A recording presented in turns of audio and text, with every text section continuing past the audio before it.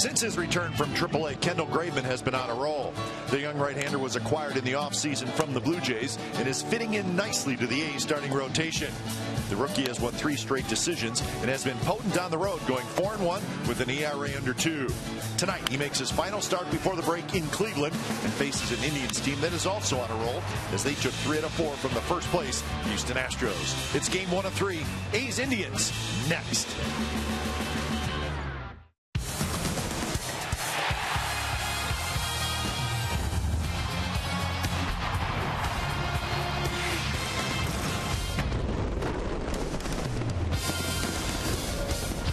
Well, the road trip continues for the Athletics. It brings us to Progressive Field in Cleveland, Ohio, as the A's and the Indians get set for the first of 3. It'll be Kendall Graveman on the mound. Graveman's been pitching terrific, and he'll try to continue his role. A's and Indians coming up on Comcast Sportsnet, California. Hi again, everybody. Welcome to Oakland A's Baseball along with Ray Fossey. I'm Glenn Kuiper. What a turnaround season it has been for Kendall Graveman. He struggled early, but Ray, since being brought back from the minor leagues, he really has been one of the best pitchers in the American League. How about this? A 2-4 seam fastball, a good curveball, a ground ball pitcher, and it's not surprising that he has put up the numbers that he has since returning from AAA. After talking to Barry Zito, you're going to see some footage here of just unbelievable pitching that he has done since he's returned. Good strikeouts, but also a ground ball pitcher. And I think that's one of the most important things about Graveman, that he does get the ground ball when he needs it. And also Bob Melvin has shown a lot of confidence in him, leaving him in ball games in which he's put himself in trouble. He's been able to get out of that trouble and made him a better pitcher. For the Indians, they just took 3 out of 4 from the Astros. They don't score a lot of runs, the Indians, but they can pitch, and it all revolves around their starting rotation. Top 12 guys in strikeouts in the American League. The Indians have 4 of them, and we're going to see one of them tonight in Danny Salazar. And the biggest question we're going to ask all night, is he going to use his 98-mile-an-hour fastball? He has it. He can throw it. He has other pitches. We saw Nate Eovaldi in New York, who possesses also a 97, 98-mile-an-hour fastball. He threw a lot of off-speed pitches. This young man's a good pitcher. He's played in some pitched in some very important ball games. So he starts the series tonight, and from the Indian standpoint, they'd like to get to 500. They'd have to sweep the A's. I don't think the A's are going to let them do it. All right, so 2 good young starting right-handers tonight as it's Graveman and Salazar. We're looking forward to a good pitching matchup. Up next, we'll head back inside the A's pregame live studios and then back to Cleveland for lineups and first pitch.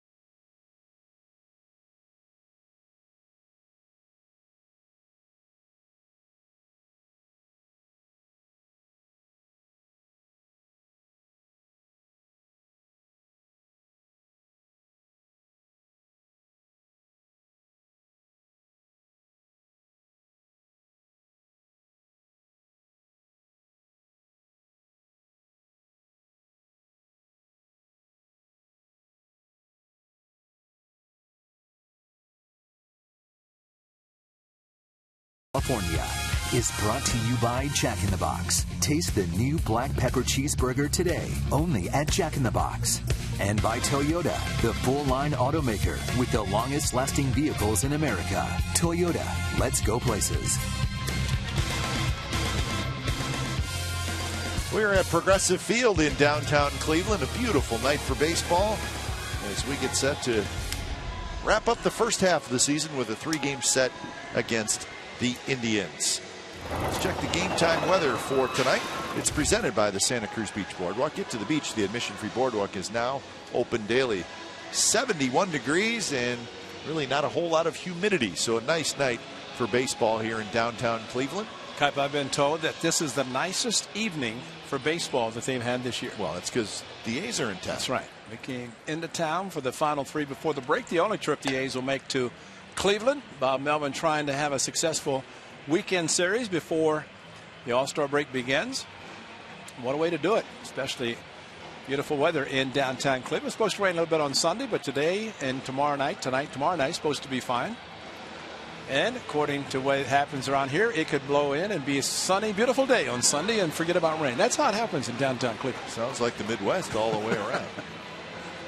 So the A's, after dropping 2 out of 3 in New York, will try to bounce back. And for Terry Francona and the Indians, they're feeling pretty good. They just took 3 out of 4 from the Houston Astros. They lost the first game of the series on Monday, and then they won Tuesday night, Wednesday night, and last night. So they have won 3 in a row and starting to play better baseball and climbing toward that 500 mark. So the Indians take the field with the blue tops. We highlighted their pitching staff, and if you're going to win, the A's know that starting pitching will help you win a lot of games.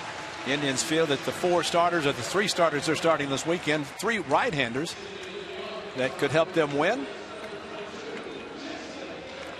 So let's check out the lineup tonight for the Athletics. It starts with Burns in center. Marcana's going to bat second and play left field. Reddick hits third. Zobrist will be in the cleanup spot. Then Billy Butler fifth. Ike Davis sixth. Brett Laurie will be at third, hitting seventh. Josh Fegley does the catching tonight. And Marcus Simeon is the shortstop. So Stephen Vogt, a little bit tired, banged up. He's going to get the night off. Danny Salazar making the start, his 16th for the Indians, and a young pitcher who can throw hard. His fastball mid to upper 90s, and of course he has the assortment curveball, slider, splitter also from the right-hander that he will use for his changeup, splitter at about 87 miles per hour. So everything from him is hard. I think as we talked about Nate Eovaldi about his good fastball, did not use it as much. We'll see with Salazar, but I have a feeling he's going to use his fastball. Defensively behind Salazar, the Indians have Michael Brantley in left, Michael Bourne in center, and Brandon Moss is in right. Giovanni Urshela, young third baseman. Francisco Lindor, the young shortstop. A redone left side of the diamond, and the Indians are very excited about both those young players. Jason Kipnis is an all-star. He's at second. Carlos Santana at first. And Yan Gomes is the catcher. So there's the defense for the Cleveland Indians as Salazar wraps up his warm-up tosses. So Jason Kipnis leading the Indians offense. And the Indians as a team struggling to score runs, Ray, but the pitching staff is good. The rotation is young and very good, and the bullpen does a nice job. So that's the way it works with the Indians. Well, watching the game a little bit last night as we got into town, young man who started, Terry Francona went to the bullpen early as Joe Girardi did. So some of the bullpens, and Terry Francona does have a good one. And a pretty good ball club. They have not won since 1948. A couple of opportunities, 97 and 07. But 97 lost the final game of the World Series to the Marlins. 07 didn't make it, even though they had a 3-1 lead against the Boston Red Sox. A team managed by that man right there, Terry Francona. And now over with the Indians after taking a year off after 2011. 3rd season for Terry Francona.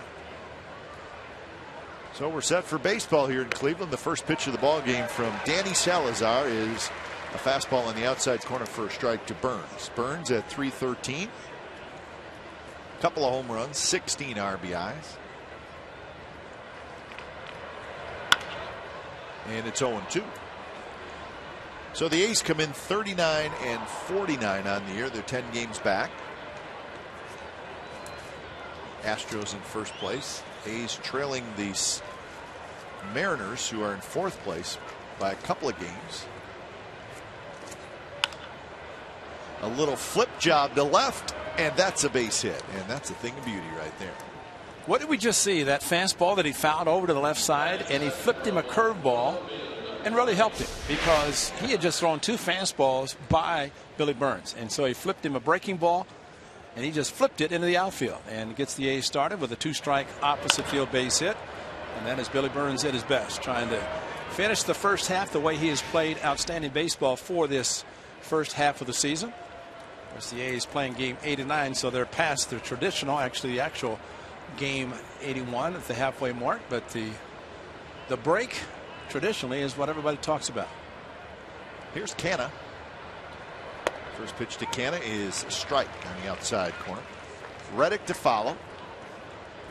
A's are 21-23 on the road, and they will see these Cleveland Indians just a couple of weeks in Oakland. End of July, the Indians will come out west for a 4-game series. So our first look at the Indians this year. I mentioned with the threat of Billy Burns running, Yan Gomes, a very, very good catcher, throwing out base runners. Of course, he had an injury, a knee injury that curtailed his time early in the season, but back and throwing as well as ever. High fastball, 95 miles an hour. So there's the good fastball from Salazar. Umpires Laz Diaz behind the plate, Alan Porter at first, Chris Siegel at second, and Jeff Nelson is your crew chief down at third.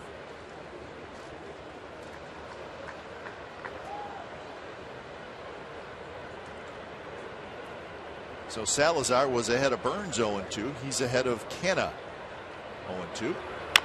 Taps this one. Left side of the diamond. Urshela has it, and the juggle, and they still called him out. I don't know about that one. I think that was, he wasn't going to throw the ball, Kite, but I think whenever he just bobbled it, that was trying to get control, and I think Billy Burns got on second before the actual control happened. We'll see. As Adam Rhodes will quickly take a look at it, but see if we can see the throw coming from the third baseman to Kipnis, and see that's not a catch. Yeah, I don't think it is either. And he actually, now they're going to talk about it, but see, he's not even thinking about throwing. That ball popped out of his glove. Then he tagged Billy Burns, and Billy was on the bag. So this may be just a conference to rule without even going to replay that he's safe because he was not transferring the ball. And that's, if you're not attempting to throw it to first, then you're not transferring the ball. Now see, the ball pops out of his glove. He's looking at the runner, pops out of his glove, and then Billy stays on the bag with a tag. So I guess they are going to look at it, but that's definitely not a transfer. That ball clearly popped out of his glove before his right hand even got close to it. And then he grabbed the ball with the hand and the glove. Oh, don't. Oh, boy. Oh, gosh. This could end badly. And if it doesn't get changed or looked at, then that's too bad. Well, they have to. They are going to look at it. And I think, again, and I hate to say this, Ray, but this does not look like a difficult call. It shouldn't be. And again, to explain, the transfer is actually if the ball is clearly in the glove and the hand goes in the glove, and as you're pulling the ball out, it drops. That's a transfer. That's a transfer. To make a throw. That's a transfer.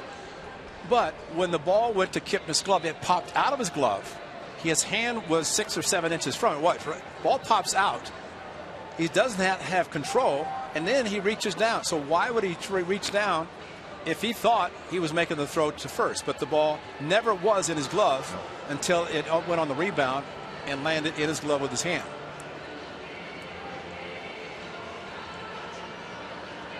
Now this is what I don't like. If the umpires here are explaining to New York while they're looking at the replay, let them make the call. Shouldn't it be the other way around? Yes, it should be the other way around.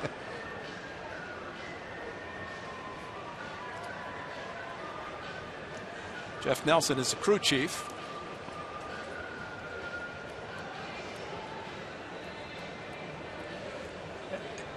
And again, watch the ball into the glove of Kipnis. Pops up. No, and he's reaching for it. And then reaches down to tag Billy Burns because he knows he doesn't have control of the baseball. Is his hands not even close? That's not a transfer. And my concern is that they were talking about Melvin almost as if to try to explain to him what they're thinking and then saying, are you going to challenge it?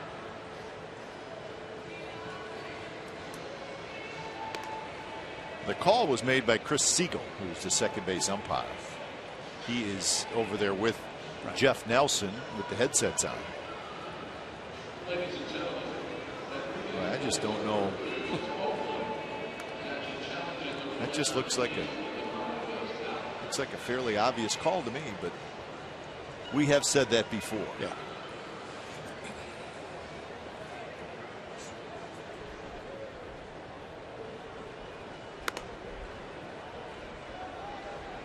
Safe.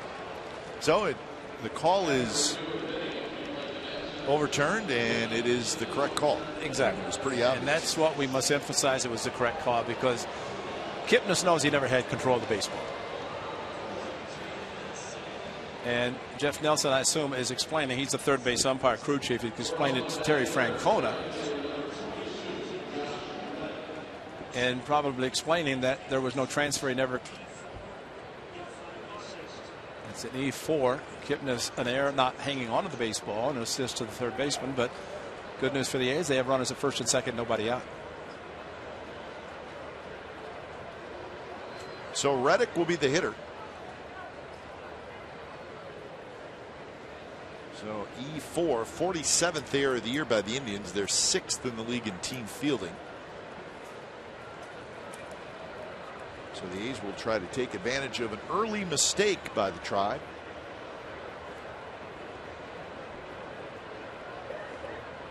As Reddick steps in, hitting .287 with 11 home runs and 50 RBIs. First pitch is low.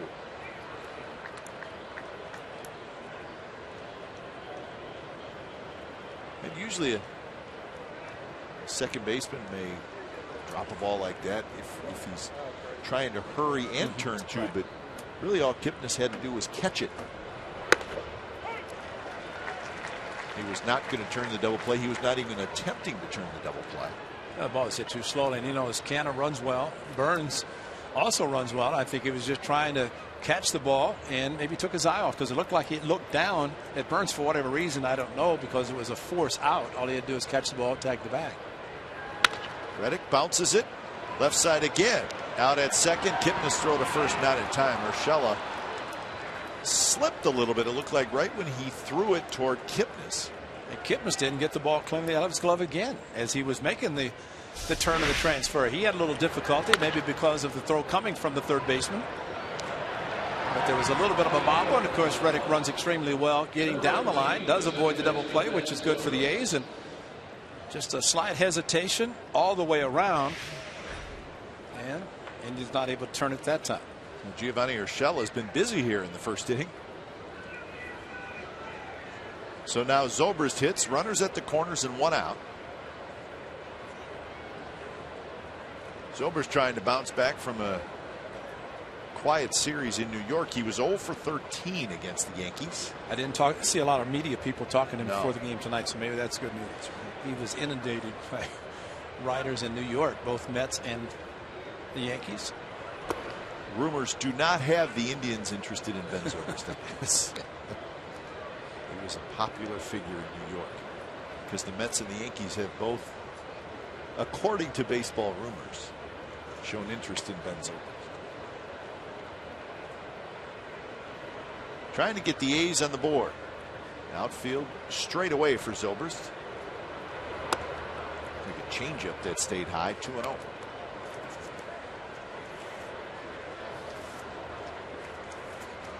Billy Butler is the on-deck hitter.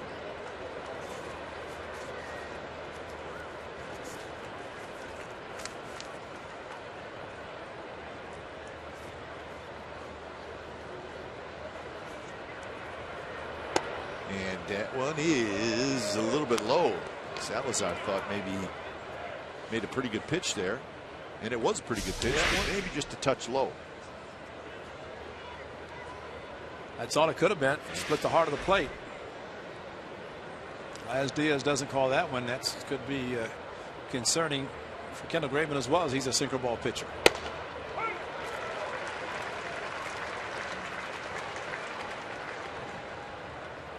So 3-1 to Zobrist, 5 homers, 31 RBIs for the A's second baseman.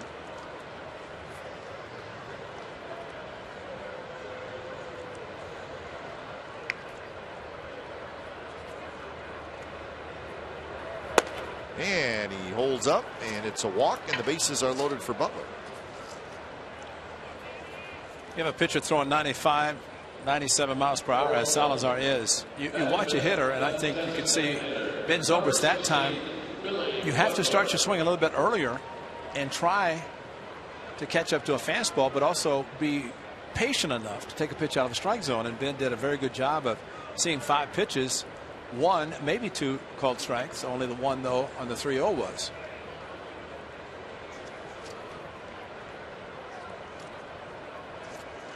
So an opportunity for Butler. Great numbers against Salazar. 7 for 12 with 4 doubles. Burns at third. Reddick at second. Zobrist at first. Butler was 3 for 12 in the series against the Yankees. First pitch is outside.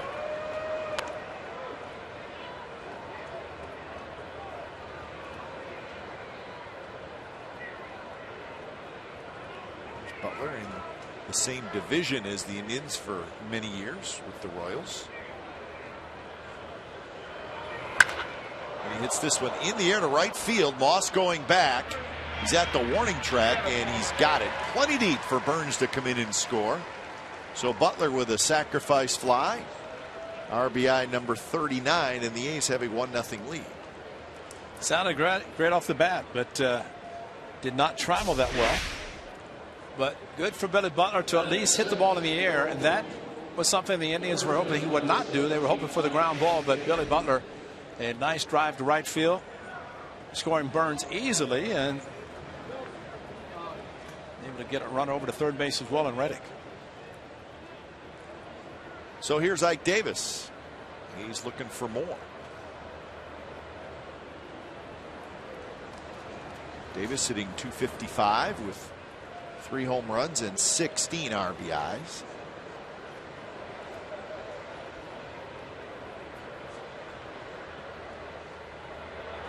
Pitch to Ike is sliced fouled on the left field line. Not a bad crowd tonight at Progressive Field. Indians have not been drawing very well, but decent Friday night crowd. Still filing in. We'll tell you about some of the changes that were made here at Progressive Field over the winter. Significant changes to the stadium. Cavaliers next door are no longer playing, so all those fans that went to watch the NBA Finals get a chance to come over here.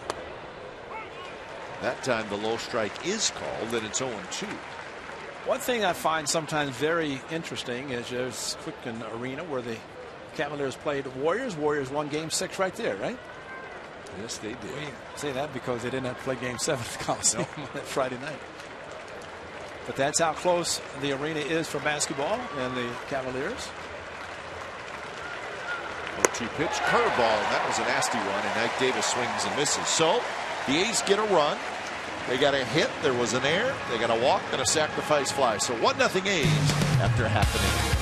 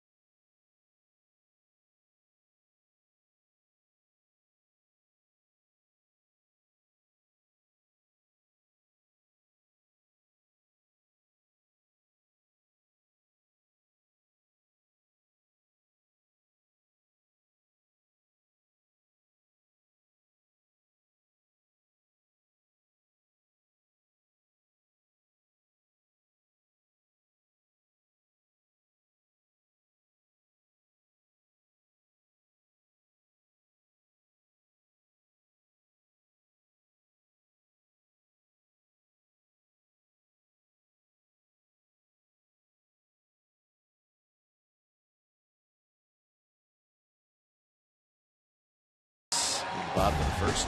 Their lineup leads off with Jason Kipnis, then the youngster Francisco Lindor, one of the top prospects in baseball. Looking forward to seeing him. Then Brantley, Murphy, Santana, Moss, Gomes, Urshela, and Bourne. That's Michael Bourne hitting the ninth spot. Kendall Graveman on the mound for the Athletics as he makes his 14th start.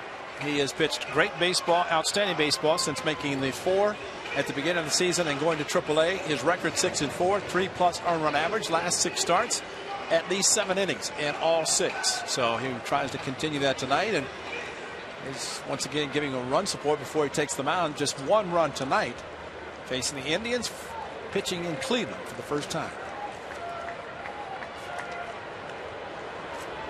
First pitch to the All-Star Jason Kipnis is in first strike. Kipnis having a very fine season. 3rd best batting average in the American League at .331.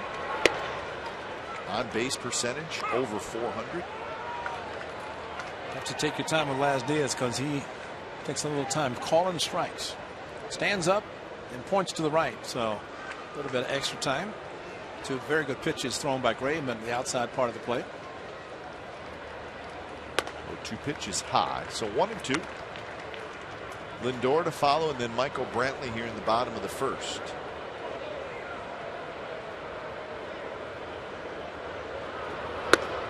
Off speed stays high. And we have seen from Kipnis over the years that he has played for the Tribe. His opposite field power, and Billy Burns shading him slightly in left center. Canna straight away in left field, even though he's a left-handed hitter. And that one right on the outside corner. Kipnis knew it. So that's out number 1 here in the bottom of the first inning. Defensively for the A's, it's Canna, Burns, and Reddick in the outfield. Laurie, Simeon, Zobrist, Davis on the infield with Fegley doing the catching. And Stephen Vogt is down to the lineup. And last half inning, when we were doing the lineups, Ray, I said Stephen Vogt's tired. Well, that's probably not the proper word to use. He's banged up. He's exhausted. And he's exhausted. Maybe it was the right word. But Bob Melvin just wanted to give him the night off. So I said tired like, you know, he didn't sleep at all last night, which is really not. He's worn out. He's worn out. As he said on the elevator. Lindor slices one left field, and it's off the wall. Canna plays it high off that wall in right field. It's 19 feet high. And that would hit about halfway up. So the youngster Francisco Lindor with his 3rd double of the year.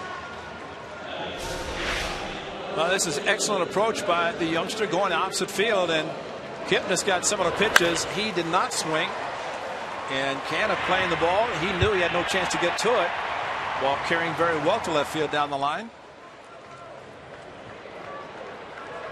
But Stephen Vogt got on the elevator and he said 3 games in New York and that heat and humidity, it does wear you out. So he will not get a break because he's going to Cincinnati All-Star team, which is great. Congratulations to him. But instead of getting 4 days off, he's going to be working out and probably playing in Cincinnati. He may DH tomorrow night, catch Sunday afternoon, Sonny Gray. Other than that, be ready to come off the bench as a pinch hitter if necessary. 1-0 to Michael Brantley, 296, 5 home runs, 43 RBIs. Good hitter, Brantley. Brantley was an all-star last year, not this year, but still having a pretty nice season.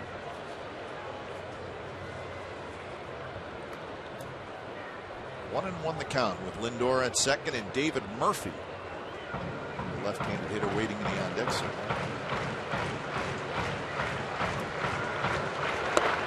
Brantley takes the sinker a little bit low, 2-1. Drums are beating early. John Adams. Which means the Tribe has a rally going. It's our good friend John Adams. I love that guy. Yeah.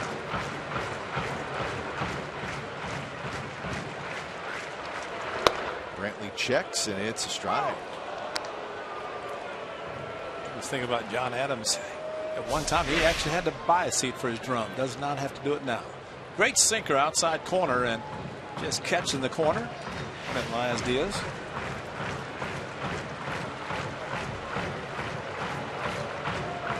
Lots of speed at second in Lindor. And that one is on the outside corner. Strike 3 call. And Brantley, I don't think he liked the second strike, and I know he didn't like the third strike. Might have been a backdoor cut fastball after the ball taken away from him for a strike, and then they go backdoor with a cutter, maybe just a straight two-seamer, but regardless, catching the corner. And for Kendall Graveman, he does not have the velocity that Danny Salazar has. Yeah, that was a backdoor cut fastball that just hugged the corner, stayed there, and fooled the left-handed hitter.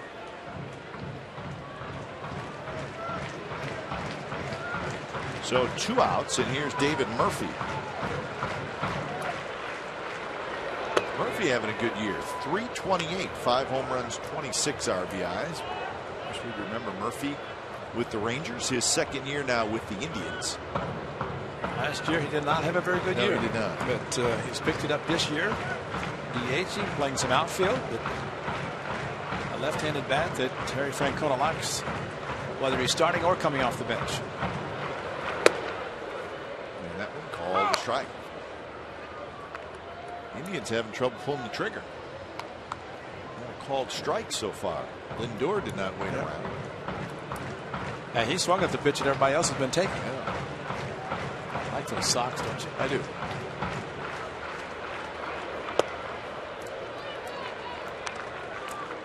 Nick Swisher on the disabled list for the Indians. It's been a tough go for Swisher. Did not have a good year last year. He was banged up, and he's really banged up this year.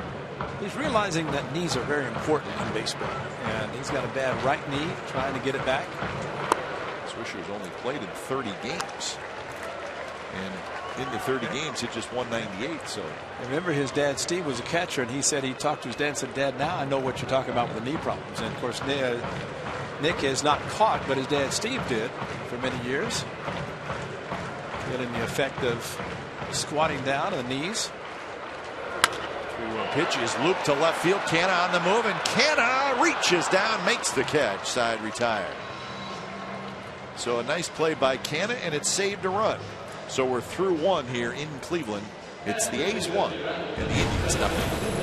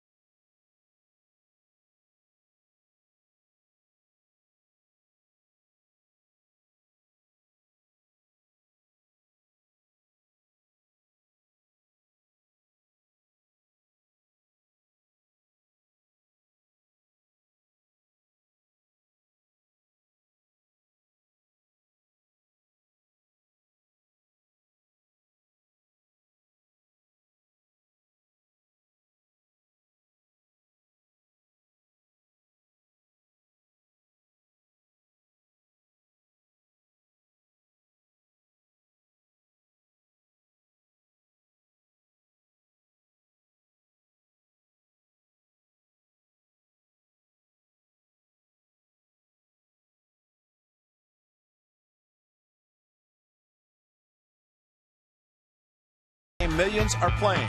Download MLB.com Home Run Derby free on the App Store and Google Play. You got it? You have the... No. Okay. No. I'm thinking about it, though. I think, yeah, it's something to think about. Yeah. There's the changes in right field. How about that? Yeah. See, that's the bullpen now. Bullpens have been moved. Some seats have been taken out. Some seats have been put in, moved around. What basically happened is what they wanted to do, Ray, is they wanted to kind of create just an area where people could literally just kind of hang out. Yeah. Not sit, but just stand and enjoy the game, which you see that a lot with ballparks now. And that's what the Indians were trying to create. And from what we've been told, it's been extremely successful. In fact, Bob DiBiase, vice president of the Indians, a good friend of yours and mine, said what they're doing, and it's been a big success, is they offer a ticket $13. There's not a section, a seat number, a row, anything on it. It's just a ticket where you just walk in and you stand out there and you get your first beverage, whatever you may want, for free.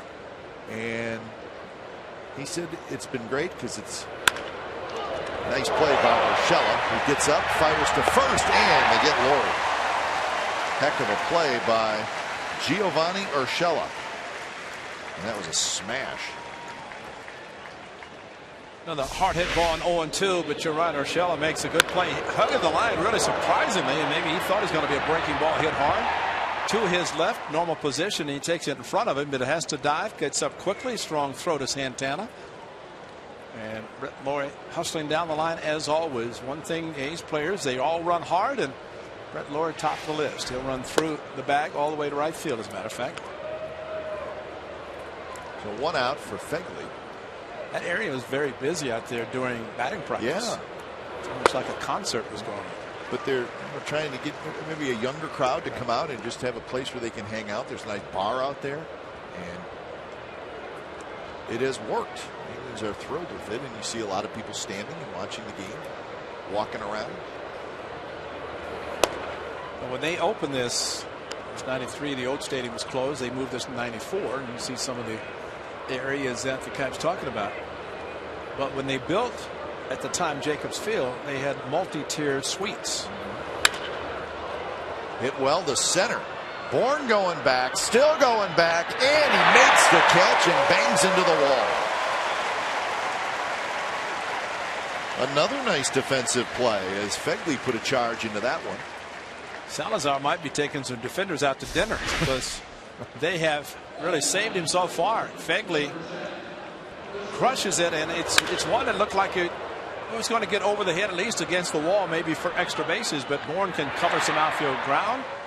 He was acquired for this reason, and he has done a very good job when healthy running down fly balls in center. Here's Simeon. And a good jump on the ball into left center and against the wall. Plays relatively deep, but Salazar living the good life right now. So you were saying about the luxury? Well, they built a lot of suites, and then all of a sudden, a tough spell for the Indians. Remember, they sold out 455 consecutive games. But Bobby DiBiase was saying they had to start making some special arrangements, trying to get people to buy the suites. And just like what they're doing in right field, same thing. They're just not drawing well. They have to try to create some things to make it happen. So Danny Salazar, a 3-up, 3-down, 10-pitch inning.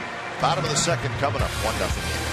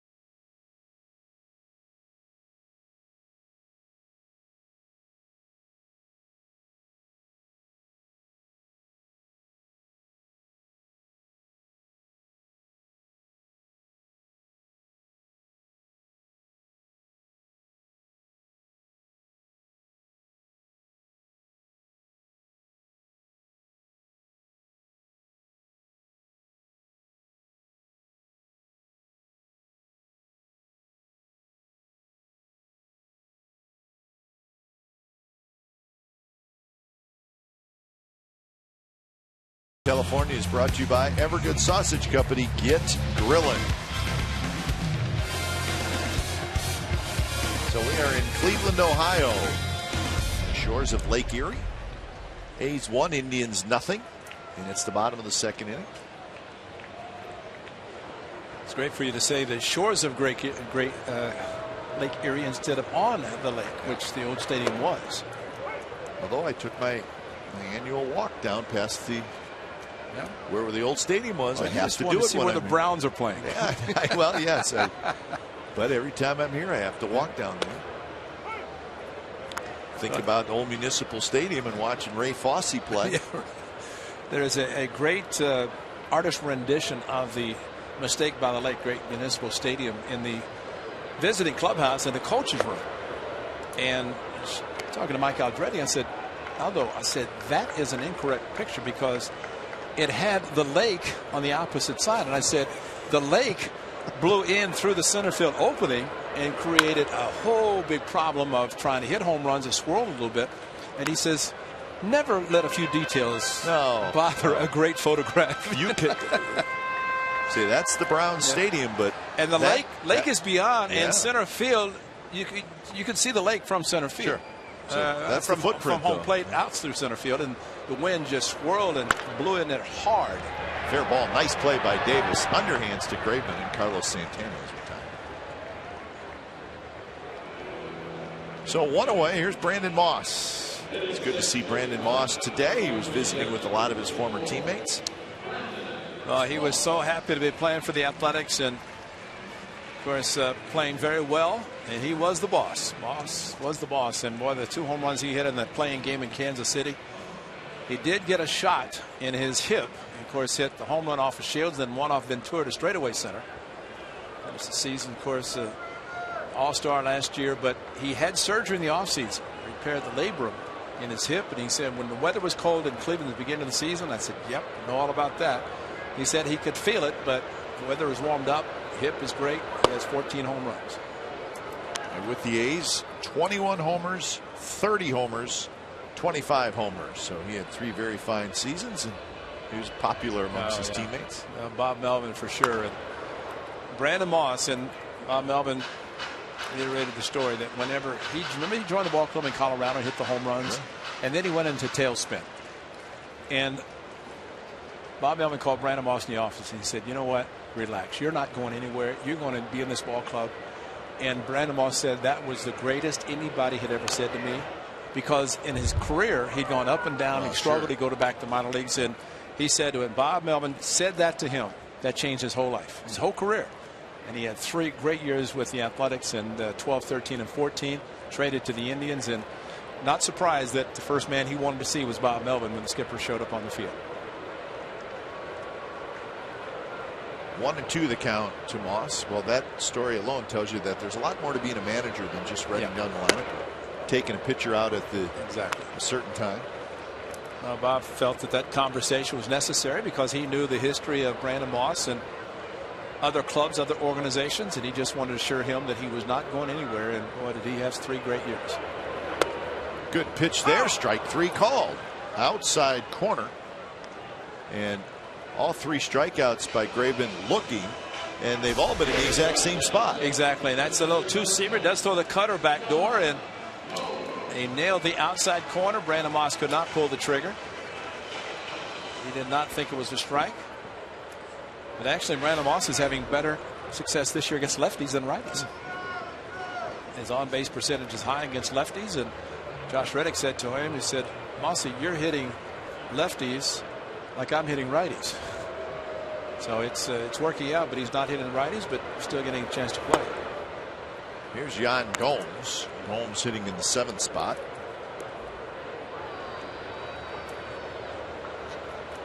Tough year for Gomes, the fact that he got hurt very early on and missed quite a bit of time, injured his right knee. And he's a guy that the Indians are counting on. He's a good defensive catcher, but they're counting on him from an offensive standpoint as well. He has yet to get going. Signed him to a multi-year contract, multi-year deal, and they want him as their catcher. And Remember, he was a backup catcher for a while, stepped in, and all of a sudden doing everything. Graveman grabs it. Underhands. Side retired. 3 up, 3 down inning for Kendall Graveman. And we're headed to the third. 1-0 A's lead.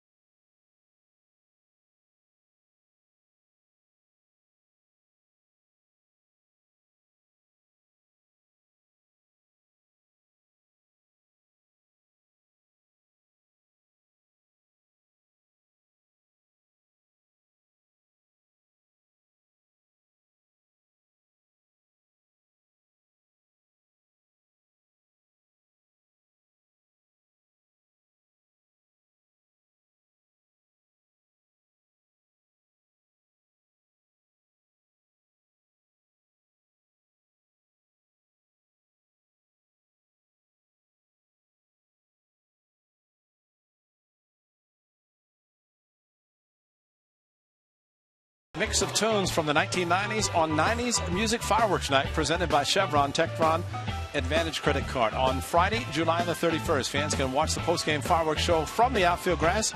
But you know, as always, on-field capacity is limited. Get your tickets today at athletics.com/fireworks. I like that word, eclectic. Eclectic. I have to say that almost slowly as Seth Smith. Eclectic. Slow down. Delaire's just trying to make it difficult. Yeah. But that's why he's the best. Makes us study hard. Burns, Canna, and Reddick against Danny Salazar here in the third inning. Burns, good swing there on the first pitch, fouls it back. Burns looped a single in left field and then scored in the first. Did you see the result of that 98-mile-an-hour fastball that was just fouled off? And yep. Thinking back, Change-up time, huh? Yeah, they got to speed up his bat. Playing him very shallow, as most clubs will do now. And Cap, I think tonight we're seeing the real extremes of pitchers between Salazar and Graveman. Salazar, rare back, throw hard. Graveman try to have pinpoint control, and so far Graveman has had the control. Salazar continues to throw hard and had the number of strikeouts that the 4 starting pitchers have. As we detail, that's quite impressive, which means that the A's will see steady diet of fastballs throughout the series.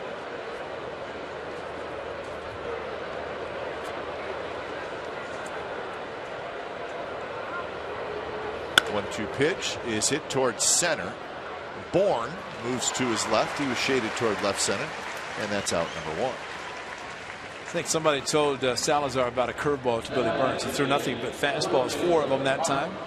That's why Burns looked for it even with 2 strikes and hit it, as well as he did to right center. So 1 away for Canna. Canna reached on an error in the first inning.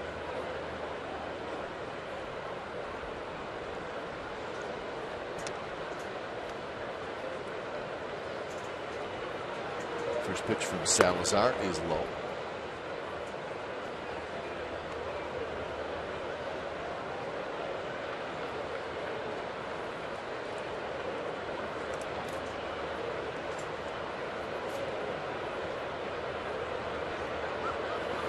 Interesting year last year for Danny Salazar. He opened the season in the rotation for the Indians, but he really struggled.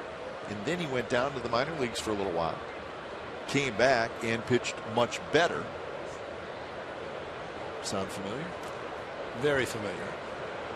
Had pitched well enough in the second half last year that he was pretty much set for the rotation this year as Canna grounds out.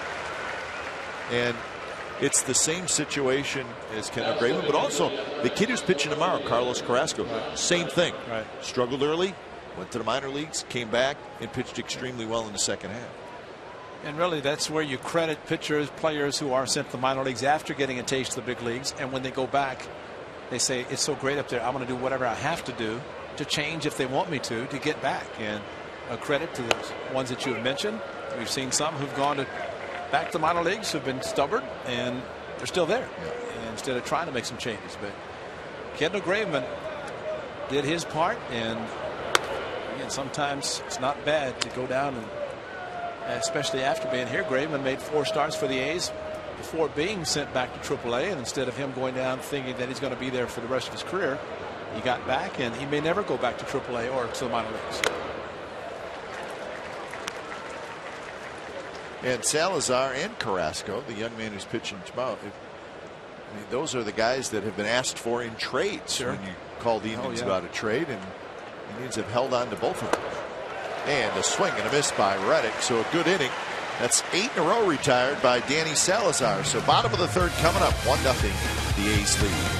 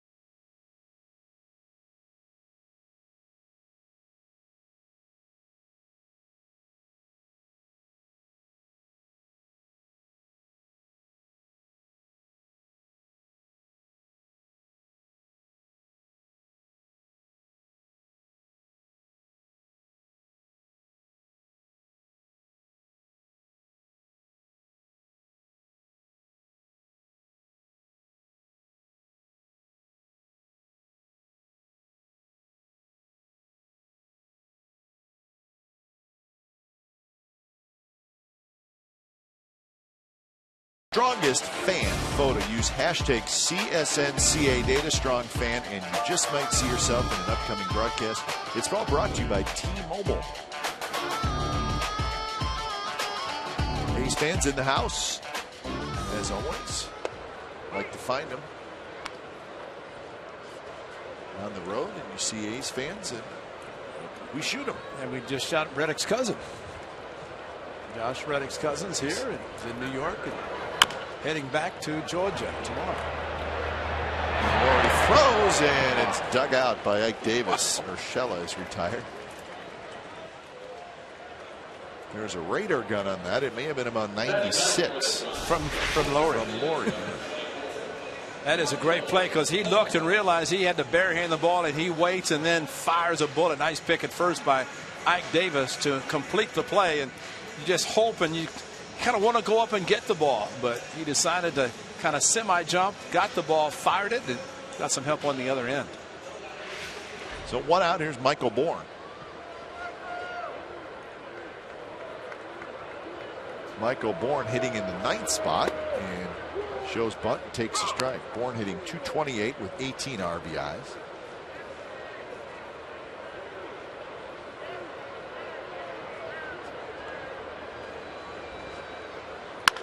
That one on the ground right to Davis, who scoops it up. He'll take it himself. 2 out. And great play by Brett Laurie, how about a gentleman over in the booth with Rick Manning and Matt Underwood by the name of Max Alvis. Max Alvis, a great third baseman for the Indians many, many years ago. As a matter of fact, he was here when I signed. He was playing third base. Max Alvis, what a great gentleman. And he is in town with none other than Tito Francona. Not the manager, but Tito's dad, or Terry's dad. They bring them in, Bobby DiBiasio, you mentioned, they bring in the just similar to what they do in Boston. They'll bring in the alums, and they'll go visit people for the weekend. They do it every weekend at home. They bring in a couple of guys from the past, and this weekend happens to be Max Alvis and Tito Francona. Terry's got to be ecstatic to have his dad come be a part here this weekend. In the meantime, Kipnis not at all happy with Laz Diaz. Laz is one of those umpires. The strike zone will move around a little bit, but he does not like it if you get questioned. A bit of a short fuse.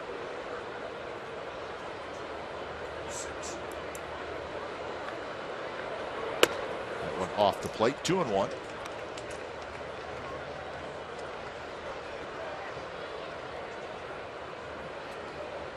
Kipnis was called out on strikes in the first inning.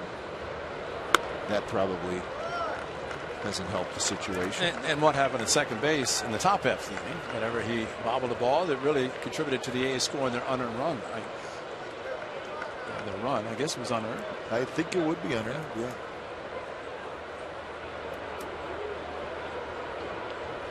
The 3-1 pitch inside, and it's a 2-out walk to Kipnis. All right, here's our T-Mobile game changer, and it is on Jason Kipnis, making his second All-Star team this year. He also made it in 2013, but look at the ranks. Third in average, second in hits, first in doubles, fifth in runs scored. So just having a very fine season. And remember last year, Kipnis really struggled. He was an All-Star in 2013, and last year just could not get it going. Ended up hitting .240 last year with 6 home runs. He's hurt a little bit. Remember, he was not hitting leadoff when we saw him before. There's a strike outside corner.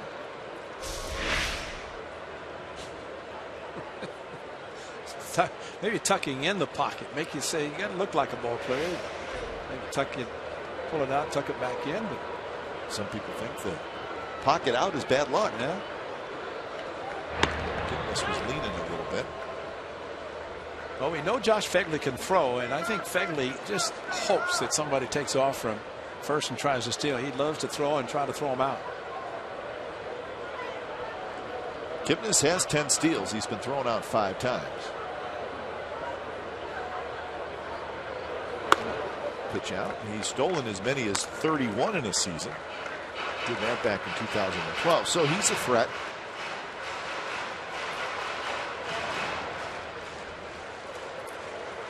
Lindor had a double off the left field wall. That was in the first inning. Francisco Lindor. A very highly touted prospect.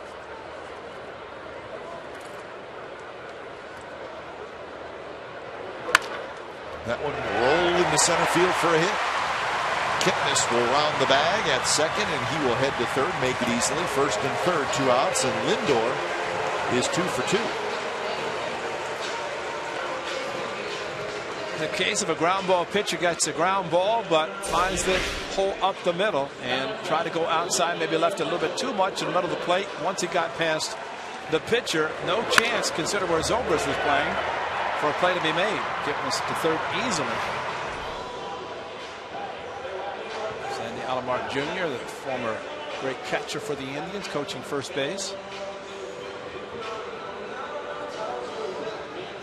So Graveman allowing the league to hit 190 against him with runners in scoring position. Here he'll try to get Brantley. Bob Melvin hops out of the dugout. He wants to have a quick chat with his young right hand. Well, this could be defensive as far as if Lindor would decide to run. Remember, this inning started with a great play by Brett Laurie, barehanded the ball on Marcella, and in Bourne. So 2 easy ground ball outs, or 2 ground ball outs. I wouldn't say the first one was that easy, but they made it. And a walk and another ground ball that made its way into center field. Brantley batted in the first inning with the runner at second, and he was retired. But Brantley this year with runners in scoring position is hitting .351. So tough out.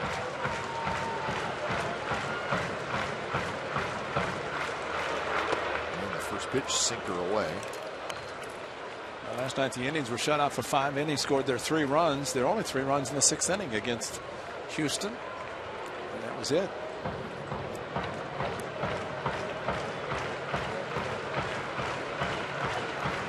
Kipnis at third, Lindor at first, and the pitch is a strike. 1-1 the count. Backdoor cut fastball again. Everything has been away to the left-handers by Graveman, who's not really gone inside yet. And if he can nail the outside corner, no reason to go inside.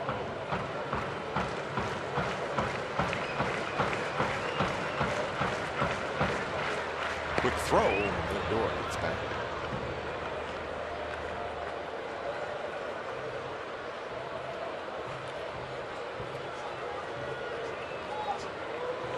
Outfield shaded slightly toward left center. Huge gap in right center for Brantley.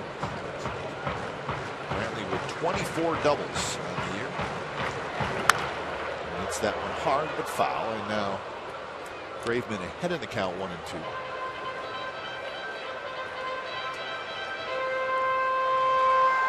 See how quick Brantley was on the pitch that was towards the middle part of the plate and in. Probably the reason they're trying to stay away from it.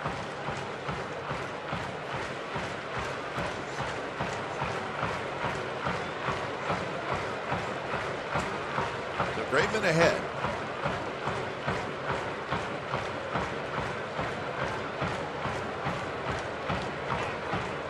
Shook got 4. Has he got 5? I hope. Well, fastball away, fastball in. Shook off both. Shook off the slider and the changeup. He's going to the curveball.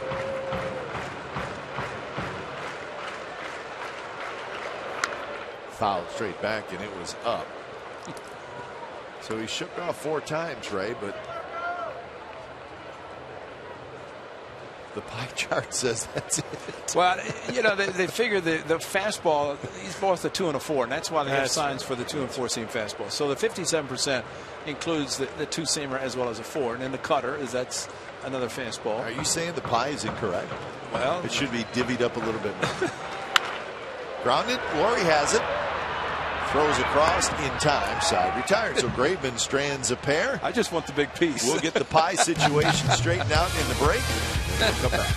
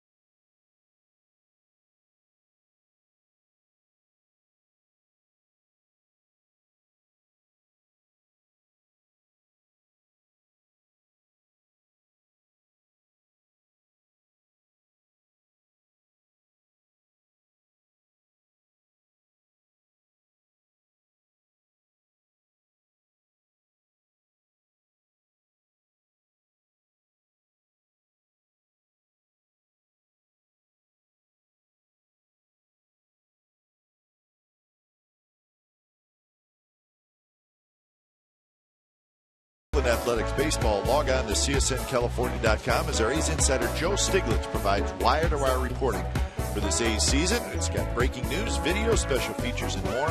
It's only on csncalifornia.com. A's 1, Indians nothing. It's the top of the 4th inning, and Ben Zobrist will lead it off. It'll be Zobrist, Butler, and Davis. And for Danny Salazar, he's retired 8 in a row.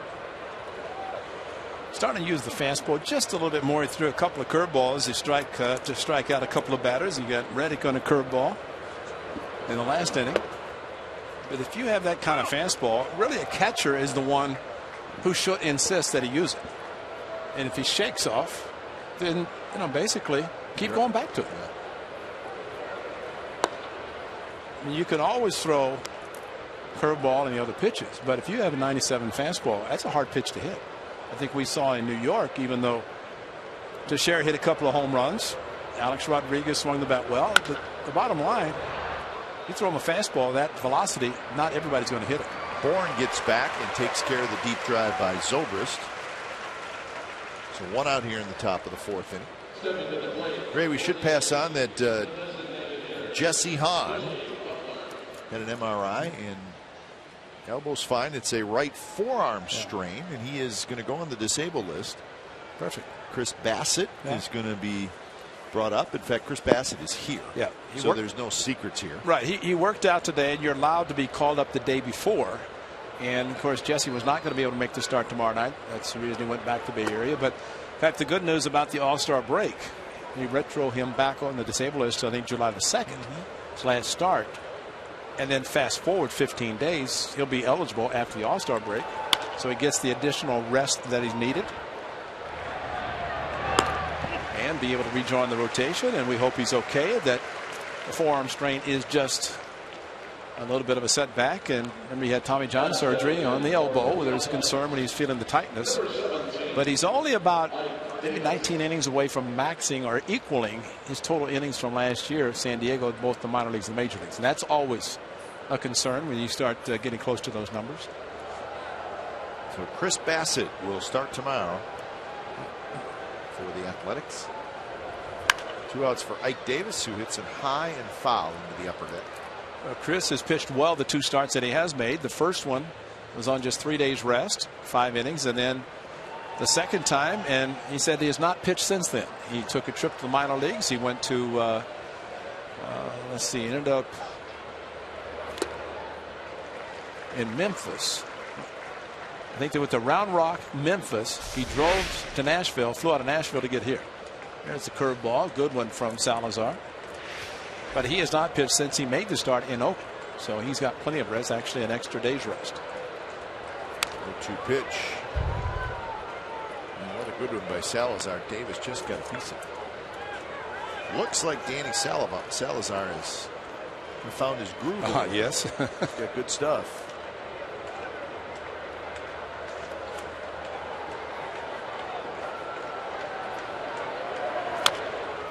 Rolled over by Davis. Davis struck out swinging in the first. 2 strikeouts for Salazar. He has walked 1. Ike Davis just asked Laz Diaz if that was a strike, and maybe Laz said too close to take. So that's kind of, you better swing. He did, fouled it, and gets another chance. 0-2 pitch, got him swinging. 11 in a row retired by Danny Salazar. Indians come to bat at the bottom of the 4th. A's leading 1-0.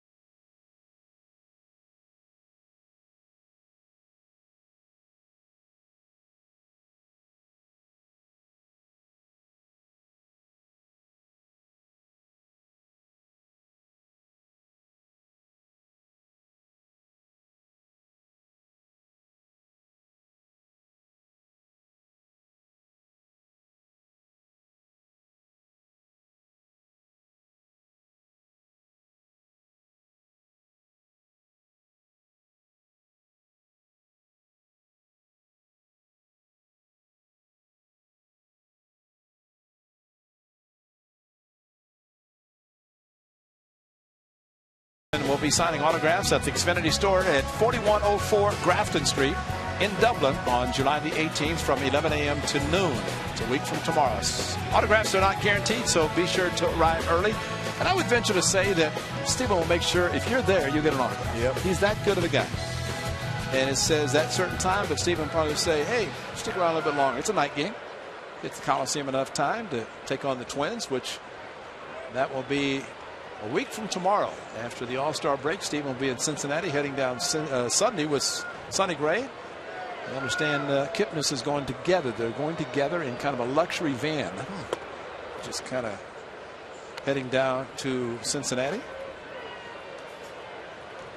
Unlike last year when they had to fly and Scott Kazmir chartered a jet, took everybody. Nice of him. Murphy, Santana, and Moss against Kendall Graveman.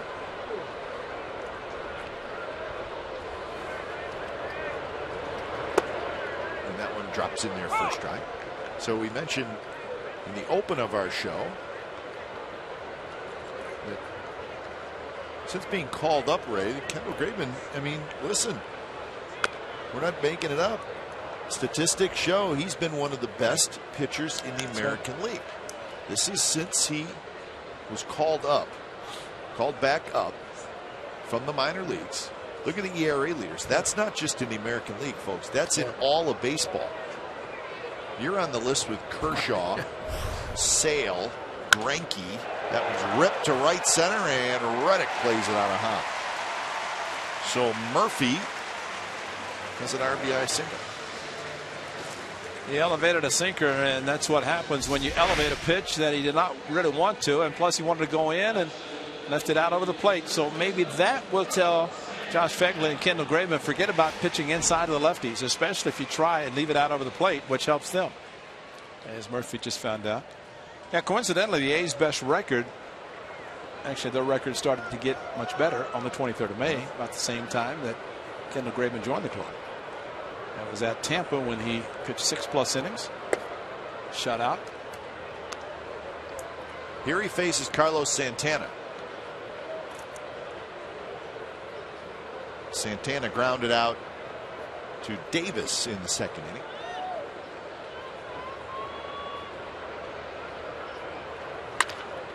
And that one's going to get through in the center field, and Murphy will stop at second. So back-to-back singles for the Indians here in the fourth inning. But again, so close to being a double play, 2 quick outs. Instead, that's another ground ball that makes it to the infield. You see where Simeon's playing, where Zobrist is, and I guess you could say in a normal setup, infielders, that's 4-6-3. You have 4-6-3 double play, but they were shading him to pull the ball a little bit more. And you know, one of the things too, when you see a sinker ball pitcher pitching as effectively as Graveman outside to the lefties, sometimes you have to realize they're going to try to pull those pitches and maybe not into the shift, but more up the middle, as Kipnis now with Santana at both them. So that'll bring up Moss. Moss struck out looking in the second inning. Shift on for Moss. And the first pitch is a strike. Moss this year, his batting average with runners in scoring position is 191.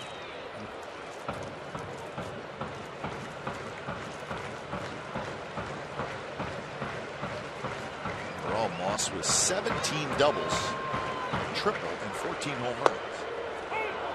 And now it's 0-2, so Moss in the hole. Another good 2-seam fastball, started in, pushed him back just enough, and run it over the plate. That's a great pitch from Graveman if he can make it and make it consistently.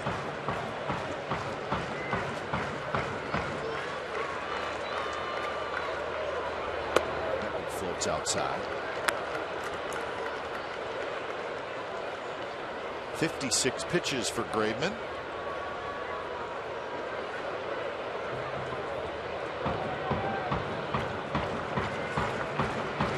Deck is the right-handed hitting Yan Gomes.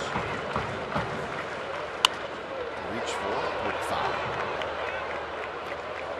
Thing with Moss when he was with the A's, Ray, I mean, his batting average was never real high, and he certainly struck out a lot, but he got a lot of big hits.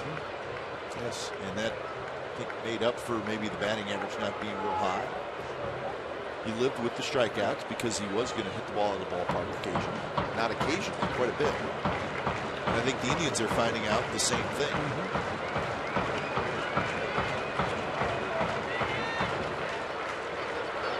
2-pitch, 2-2.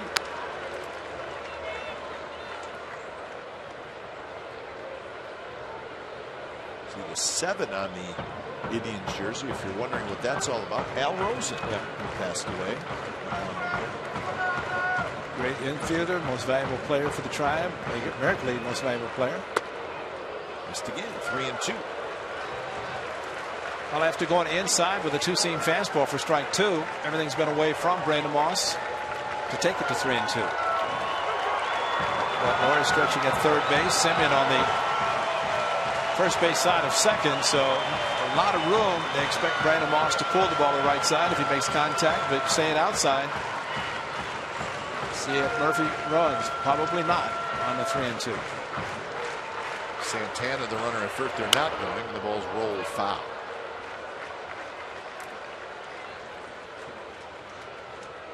So the Indians had a runner at second with 1 out in the first inning, did not score. They had 2 on and 2 out in the third inning and did not score. And here in the fourth, 2 on and nobody out.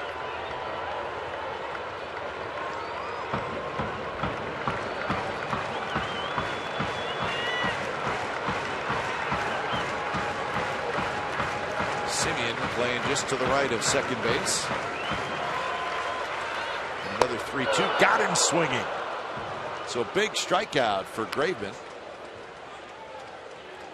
Moss chased a pitch that was down. Down and out of the strike zone, but went to the hard slider down. And well, you have to think about fastball or something away, and the breaking ball down and in got him to swing over it. And that is a great, and that is a huge pitch, because now if you can get a ground ball, this ground ball pitcher can get out of the inning.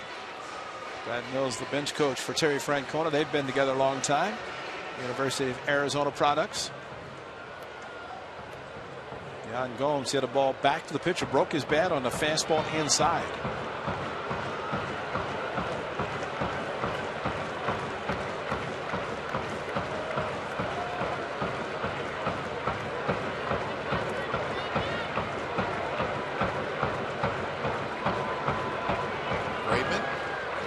Check and pitch to Gomes is line fair. Pass Laurie down the left field line. Murphy will score. Here comes Santana, and they're going to hold him up. And now he's got to hustle back. So Gomes with an RBI double to tie the game at 1. You know what happens? You go to the area once, you go back. Hitters remember how they made out the previous time. And he got jammed, broke his bat on the same pitch, or at least maybe a little bit farther inside. Santana was held up around third base, but looked like Gomes cheated a little bit, opened up just enough to get a pitch. Maybe looking, figuring take a chance on the first pitch if they go back in there. They did, and he hammered it. Fortunately, Canna got to the ball quickly and was able to get it back in, hold it to just 1 run.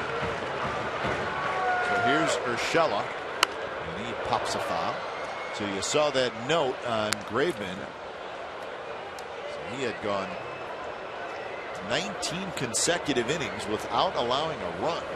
So that fine stretch is broken here in the 4th inning tonight. And really, you think about it, Gomes hit the ball hard past the diving third baseman Laurie, but another ground ball. So in this inning, 3 ground balls that have resulted in hits that anywhere closer to a fielder could have been out easily. So 1-1 to Giovanni Urshela. Urshela, just 23 years old, from Colombia, getting his first taste of the big leagues. It's a case of a ground ball pitcher, infield playing in, trying to cut down a run with the ground ball. And he chased that pitch that was way out of the strike zone. So maybe that right there will tell you something. He will chase. Yep. Well, he's chased really badly out of the strike zone with that one. So you can take a chance again with that one. And maybe not even think about throwing him a strike. And the infield in. Michael Bourne will be next. And that one got way too much of the plate. It was a hanger. One to hit for Urshela, and he fouled it back. Well, it was a hanger. It was one in the middle of the plate, and you could say thank you that he didn't send the ball someplace, because it wouldn't have been on the ground. It had been in the air. Problem with trying to get him to chase a pitch out of the strike zone is it's running third, and you don't want to throw it too much off the plate that Fegley can't get to it.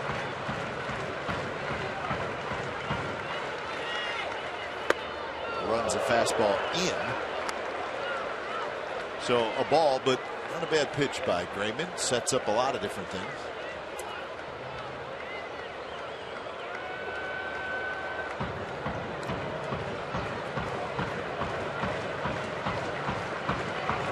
So it's gone single, strikeout double here in the bottom of the fourth inning.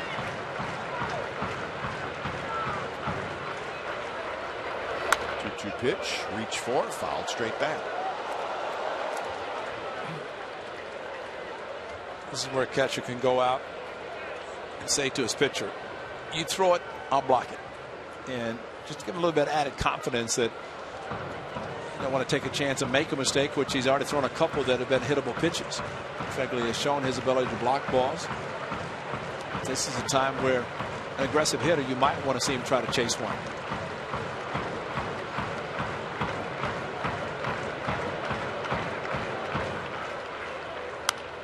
For it again. So Grayman keeping it away, and Urshela reaching for it, but just able to get a piece of it.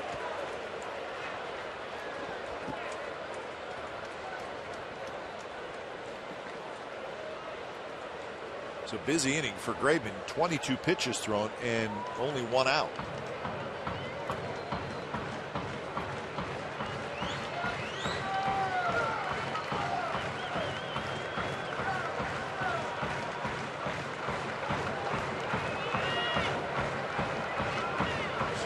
Fegley sets up, coming inside. And the sinker drops low. A pretty good take by Urshela. So full count. Might as well go for the strikeout with a slider again. Throws him a sinker, could get a ground ball.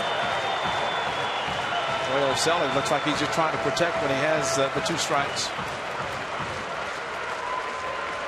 Payoff pitch, got him with a hard slider down and away. So big strikeout as Urshela chases.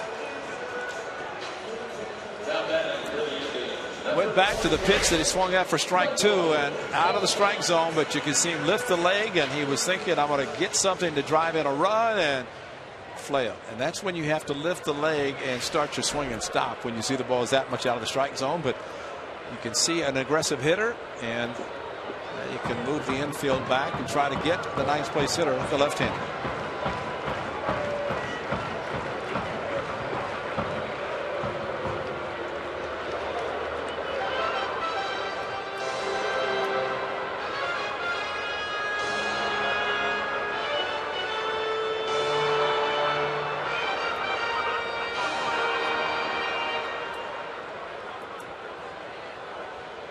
Santana at third and Gomes at second. A busy inning for Kendall Grayman.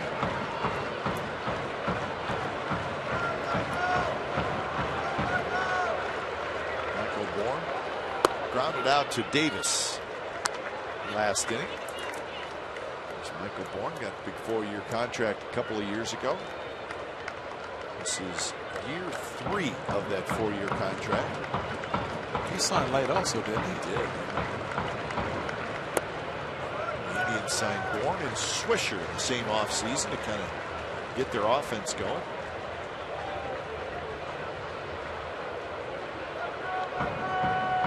Oh, the count.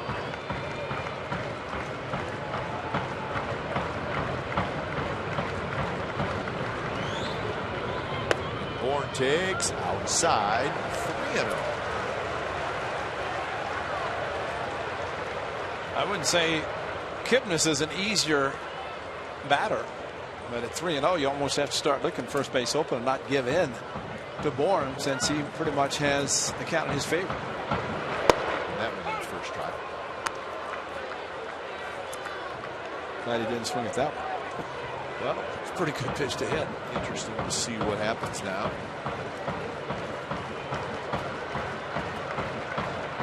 With the count 3-1 to Michael Bourne. Still very fast.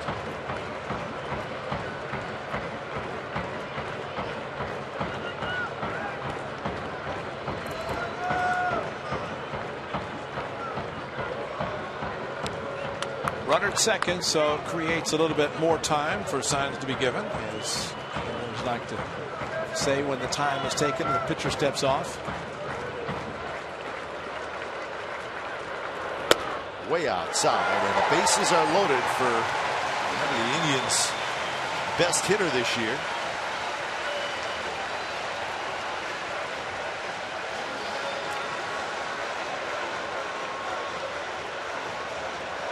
So Kurt Young coming out.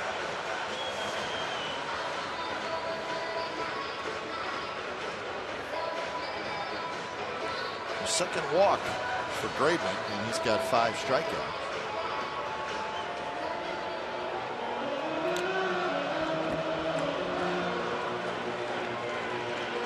Kipnis has struck out and walked.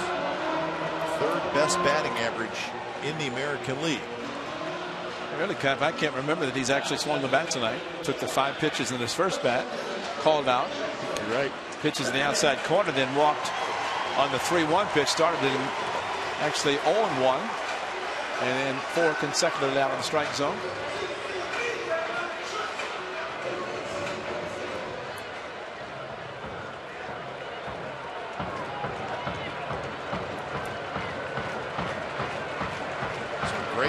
Trying to limit the damage to the 1 run. First pitch to Kipnis is hit hard toward Davis, who scoops it up. He'll hustle to the bag, side retired. So the Indians get the 1, and we're on to the 5th. A's 1, Indians 1.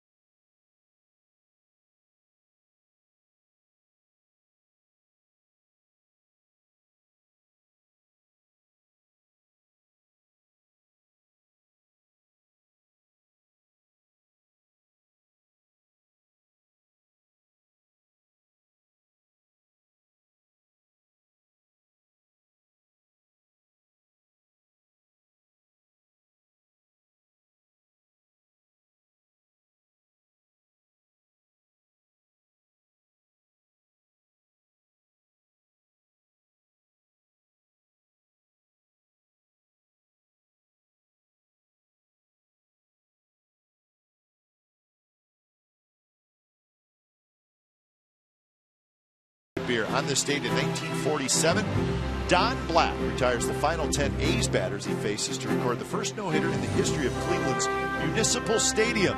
The crowd endures the rain and 6 walks as the Indians' right-hander completes the 3-0 victory. It was the 8th no-hitter in franchise history, but again, the first ever at Cleveland's Municipal Stadium. Which brings us to the memory of the only no-hitter ever pitched on opening day. That would be the great late Bob Feller, and he did it as a member of the Tribe. But that was not at Municipal Stadium. It was in Chicago. We love looking at the old Municipal Stadium. There it is. Oh. Quite a place. Home of the Browns. It was sold out and packed for the Browns. Frank Robinson, a home run in his first year. Oh, this is Canseco off the head. That was not the Frank Robinson. No, that wasn't it.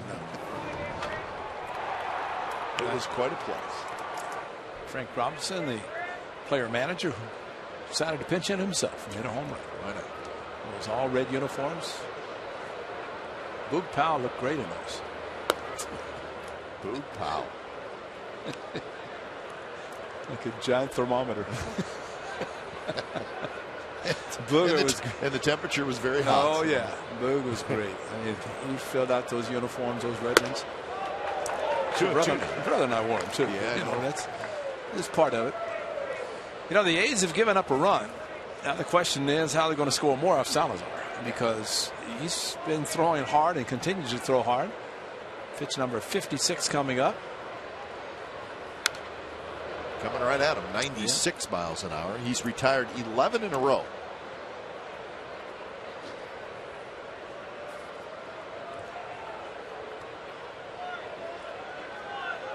Fegley to follow, and then Simeon here in the top of the fifth inning, and a beautiful night in Cleveland. Bounce toward third. Urshela charges, fires across, and it's official. Urshela has a good arm. That was impressive. He and Laurie should go down to the bullpen, see who's got a better fastball. Brett out in front of the breaking ball, and Laurie down the line, and that's a cannon. Charged it, took his time, and that's when you know you have a strong arm, if you can take your time and do that. So one out. Still upset that he struck out. Probably. Well, you remember, Ray, beginning of the year, it was Jose Ramirez at shortstop, Lonnie Chisenhall at third. And the Indians knew that they had the two young guys, including Francisco Lindor, the shortstop, who cannot quite do it. But Ramirez and Chisenhall, who both had decent years last year, struggled offensively and defensively this year. And there came a time when the Indians said, we got to make the change. We got to get Lindor up here because he's our by far our number one prospect. And they said we got to get Urshela up here as well. And it's made a big difference. They've been much better defensively on the left side. Both are going to have some growing pains at the plate. And you might as well do it. And that's you got the solid Kipnis at second. Santana's moved out from behind the plate to play first base. Gomes doing a very good job behind the plate. Had the speed and Bourne in center. So it's a good ball club. Ramirez was hitting 180. Chisenhall was hitting 209, and neither playing very good defense. And remember, not too long ago, they had the Asdrubal Cabrera, who was here forever, it seemed. I think Lindor is going to be here for a long time. Oh, yeah. He was considered by many to be one of the top 5 or 6 prospects in all of baseball. And he is now in the big leagues, and the Indians and their fans are thrilled. Urshela has it, juggles, gets the out at second. The ball took a hop, and he had to manage the hop, and he had it. And he never really had a real good grip on it, it didn't look like. A nice recovery, though, because it looked like his ball was going to pop out of his glove as he reached in, and then kind of stuck in the webbing, double clutched, and still a nice throw to second to at least get the lead runner. So 2 outs for Billy Burns.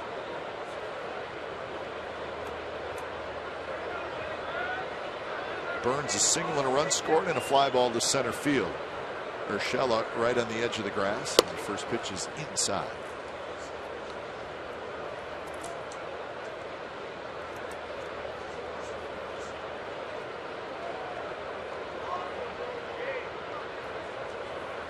So Billy Burns now hitting at .314.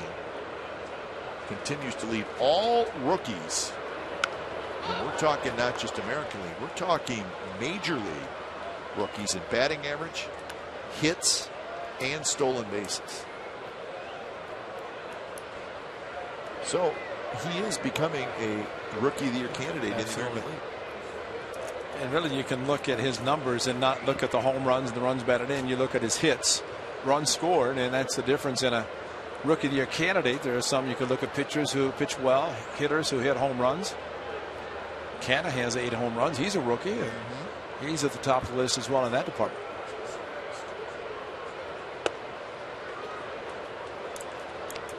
So 2-1, and also let's not forget Billy Burns is now has enough at bats to qualify for a batting title.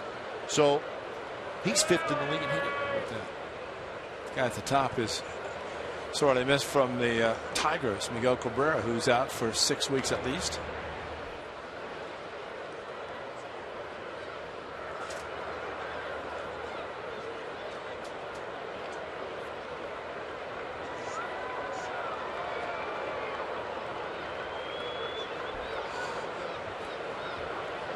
Is it 4 ABs per game?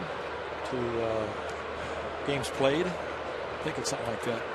It's 3.1 at bats per game you have to average. And the games you play, your team has played. Yes. Yeah, I think it's for you to qualify. Yeah, so you'll get there at some point if you're playing every day. Yeah, that's 4 would be too many because 3.1 is more logical. 3.1 is the official number. Yeah, because you could hit 9th in a game and maybe not get your 4th at bat.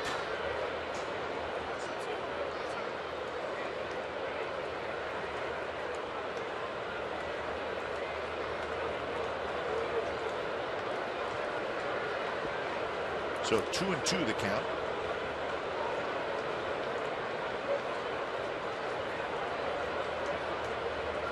Quick throw, and Simeon gets back. Simeon hasn't stolen a base in a while, at least not that I can think of. He's got 7, but most of those were right away. Brad Mills making the call, the bench coach for Terry Francona. And of course, you look at the statistic sheet, you see how many stolen bases a particular player has, and start thinking certain situations that he might be running, and this could be a time. And then it's because the leadoff hitter's at the plate and trying to get him in scoring position. Otherwise, Burns can lead off next inning. I mean, this seems like it would be a perfect opportunity to go because Burns is a singles hitter. Exactly. If he can get in front of a fastball and hit it right center, Bourne won't get to it. But down the right field line. And Simeon runs, pitches high, throw to second base is a good one, and Simeon is out. Very nice throw by Yan Gomes. In fact, he dropped it right on the bag, and Simeon slid right into the tag. So a hit, but nobody left, and we're going to the bottom of the 5th. It's a 1-1 game.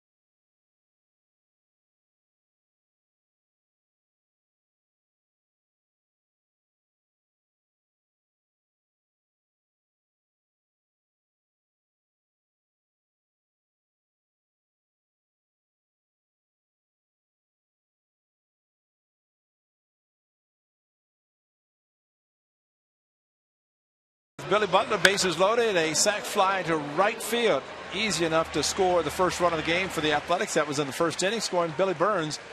But coming right back with runners at first and second, it was Yan Gomes, a double down the left field line. Fortunately, McKenna got the ball back in, and Santana had to stop at third because he's where he would end up. So 1-1 is the score. Bottom of the fifth inning. Find out what's possible with AT&T. Call 1-800-PICK-ATT. Mobilizing your world. Francisco Lindor leading it off. He's got 2 hits, a double and a single.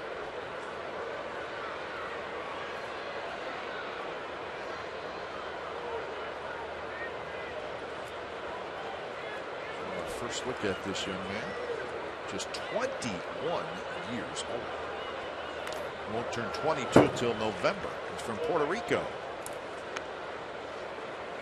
So he was not an international signing. He was actually a first-round draft pick of the Indians, the 8th overall pick in 2011. You bring up young players and give them a chance to play at Major League Baseball. Of course, the A's are doing that. Mark Canha, the Rule 5, try to keep him, which they will throughout the year. Otherwise, he has to be offered back. But you take a young player, if he can handle the major leagues, the failure. It's a game of failure for everybody, but especially for a young player. If he can handle that, and especially for Lindor playing at a shortstop position, which we know how difficult that could be at times. But that's the case, and your other guys are struggling. Why not give them a chance to play at this level? Lindor is a switch hitter. Was Puerto Rico a very favorite place for the winter baseball in the Puerto Rican League? Toward left center, but Burns is over there, and Burns has it. So 1 away here in the bottom of the 5th inning. Wins leaders in Major League Baseball among rookie pitchers. Heston from the Giants has 8. Graveman from the A's has 6. Yeah, so there's a couple of candidates for the A's because Jason Shreve is a relief pitcher. Heston and Graveman both starters.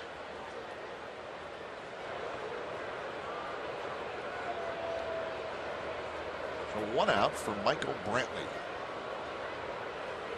Brantley taps it slowly. Simeon scoops it, throws in time, 2 outs. So Brantley is 0 for 3. More work today. Is this something new? No. Oh, it's same. This is a regular occurrence. Every day, and Marcus Semien simply says, I want to get better. I want to get better. He is working hard to try to do that, and just getting the point that the throws, and that's what they're working on. You see that little sinking action, but he is working hard, and he is going to get better. And one day we want to be talking about Marcus Semien. And you know what, Ray? It's interesting. You may say, well, he's having some problems throwing, but why the ground balls? And it's really all footwork. That's right? usually the name. That's of what Walsh is working right, on there. Footwork, yeah. If your footwork is proper. But when he does catch the ball, and like yesterday in the 8th inning, when he threw the ball and threw it wide to first base that Ike Davis couldn't get to, then the footwork also is involved in throwing, and that's what I'm saying. Yeah, I see what you mean, because so the footwork in trying to catch the ball, footwork once you've catched the ball, then to throw. But I think what is happening to some degree whenever he gets the ball, that he's thinking too much about throwing the ball. And when you think, and you know, when he made the play in the hole in New York, he came up, threw across his diamond, easy. But there's a lot of time you saying, okay, I have to get the right grip, I have to make the right throw, and then you throw darts instead of letting the ball go. No, he's going to be fine. Murphy slaps one toward Canha, who got a good jump, comes in, grabs it. 3 up, 3 down inning for Graveman. So we're on to the 6th from Progressive Field in 1-1 game.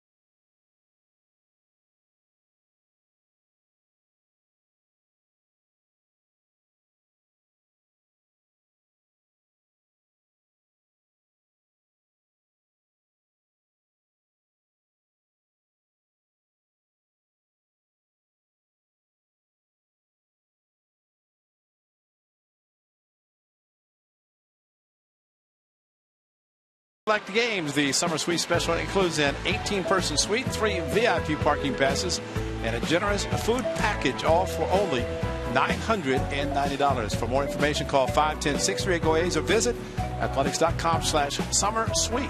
A lot of suites at Progressive Field. That's a nice restaurant down the left field line, just past the suites.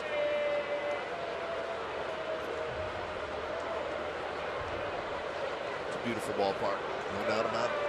Opened up in 1994, so it's been here for 22 years. Doesn't seem like it. They've made a few changes, but all in all, nicely done. One of the big changes really has been the lack of attendance. Yeah, because they have not won a world championship, and well, for the 90s from the Municipal Stadium and then over here, and a lot of great teams never made it though. And a great play. Urshela, boy, has he been busy tonight. Up in front of the bag on the grass, and Billy Burns going that direction, especially with a good fastball from Salazar. In hot corner, definitely.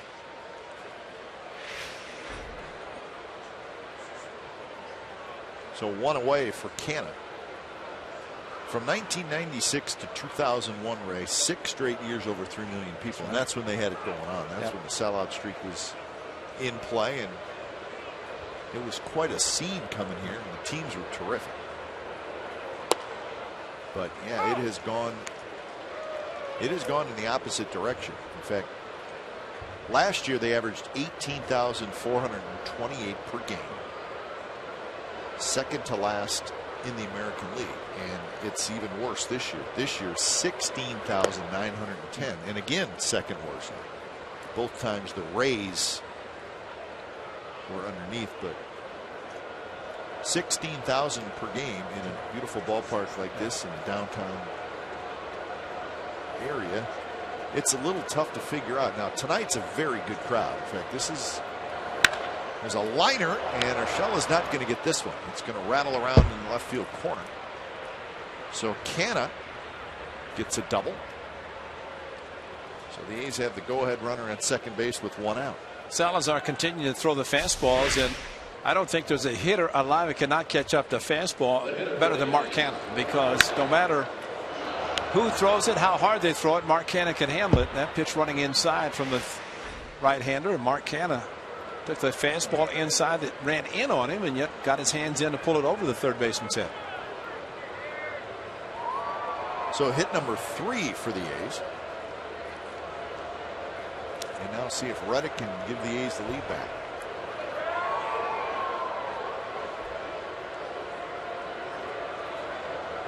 First pitch to Reddick, swing and a miss. There's the good fastball. But I guess there's fireworks after the game tonight. That has helped the crowd tonight.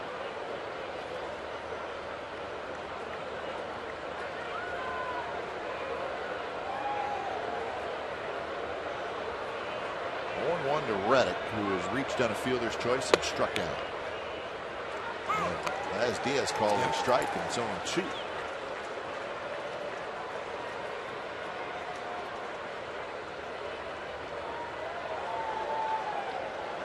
On deck is Zobrist.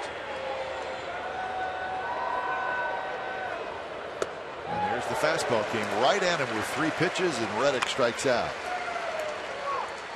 Well, I think there's what you like to talk about, Ray. Don't mess around. He did not mess around either, because he went after him, and remember his last at bat, he threw him the hard curve when he got a couple of strikes. That was on the 1 and 2, but it's pretty much Gomes saying, and maybe talking to him between innings by saying, throw your fastball. You've got a good one. And if you can still be throwing the fastball 75 pitches, make it 76 coming up, and still be throwing 95 with a heater, why not throw it? Still a most difficult pitch to hit, best pitch to control. Comes at Zobrist with a high heater, and it's hit high and foul down the left field line.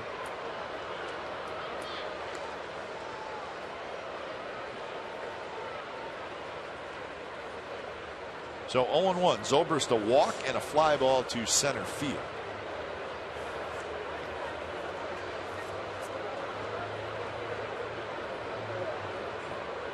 Ben struggling right now. Good time to break out of it. He's 3 for his last 24. Outside corner, strike 2 call. That's a pretty tough pitch. It's right on the edge, and it's 94 miles an hour. With a little movement away. And the fastball to Canna, he pulled down the line for a double. 3 fastballs to Reddick, 2 fastballs to Zobrist. See if it's the third. And he did go with the fastball.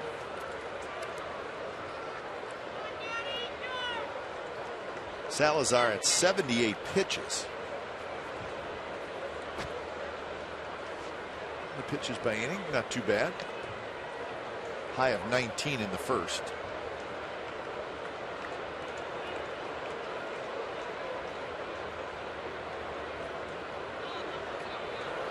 Another fastball away. 2-2.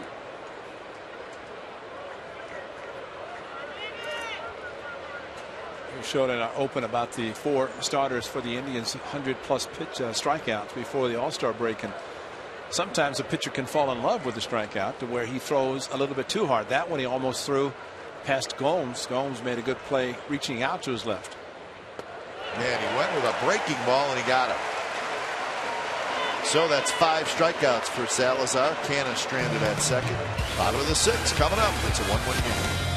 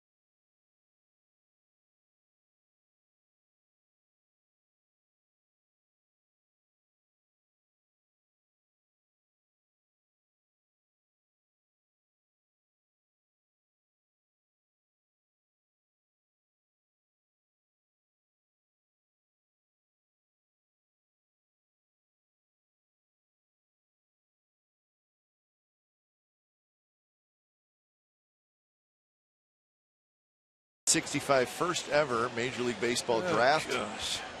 No, that is not Steve McQueen. That's Ray Fosse, who was the 7th player taken by the Indians. You know, I'm going to talk to Bobby DiBiasio. We love that picture. It's our favorite picture. Yes, you can. You keep showing that picture. Gosh. You look at me like you're mad at me. Don't be mad at me. Well, I know that you've talked to somebody to get it, and it keeps showing up. I just don't want you to be mad at me. You were a handsome man back then. No, I'll never get mad at you. No.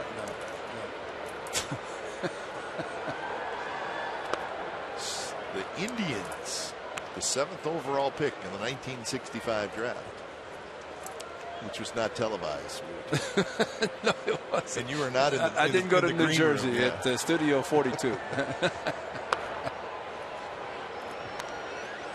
No, just happy to come to Cleveland in 1965, and on my way to Reading, Pennsylvania, and I got to go to the old stadium. And Max Alvis, who we showed a little bit earlier. That's going to be trouble. Zobrist cannot get it, and it falls. Wow. It's my partner with the Indians. Good-looking unis back then, too. So Ray may not want to admit it, but he is still a very popular figure here in Cleveland. Hey, did you see what I bought today? Look, I got to show you this. Oh. Not for me. For Jack. Yeah, for Jack. And it's flat, right? Yeah. Oh, flat bill? Flat, yeah. Show the boy. I mean, show them. Yeah. got the block C. Yeah, he's going to be pretty happy with this. It's in honor of you guys from the 70s. This one's hit in the air. Canna's there. He's got it. That's scary when Canna threw his hands up like he didn't see it and there's nobody near him. But you know, here's the cap. I think it would have been more impressive with Chief Wahoo on there. No, this is the C. See, you got it. This was the C from the 70s. And my son Jack said, Dad, I really need one of those. Why don't you bend the bill? Because Uncle Dewey played with them, and so did Uncle Ray. No, I will not bend the bill, because then I will have an unhappy son. But yeah, he thinks that's pretty cool that you guys played together with the Indians. That's right. We have to. Boy, you should give him a complete red uniform. Even the pants. It's some Puma spikes, red spikes. Man.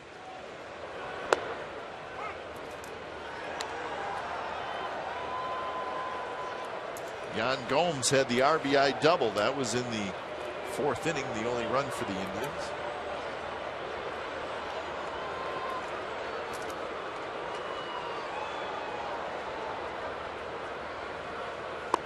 Down and away.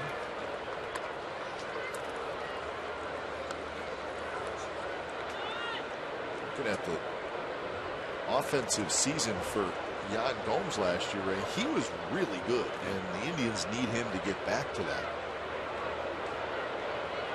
Gomes last year hit .278 with 21 homers and 74 RBIs.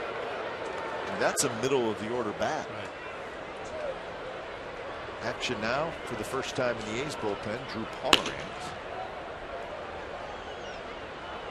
Pitch count for Graveman started to get up to the point that a little bit of concern. Sometimes, though, a pitcher who tires and is a sinker ball pitcher works better for him because the ball down and gets ground balls. Graveman has done that pretty much all night with the ground balls. Unfortunately for him, some have gone through the infield.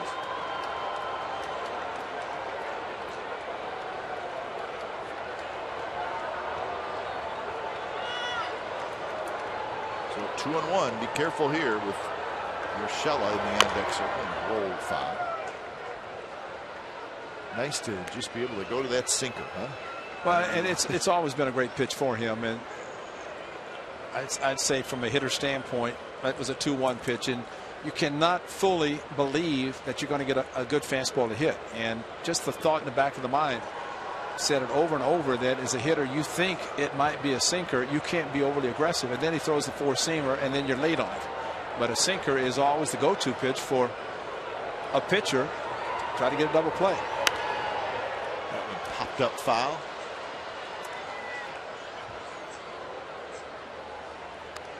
Talking about the cut fastball, and look how much better that is. Just look at the batting average. And again, those first 4 starts were the 4 starts before he got sent back to the minor leagues. So that pitch has become very important.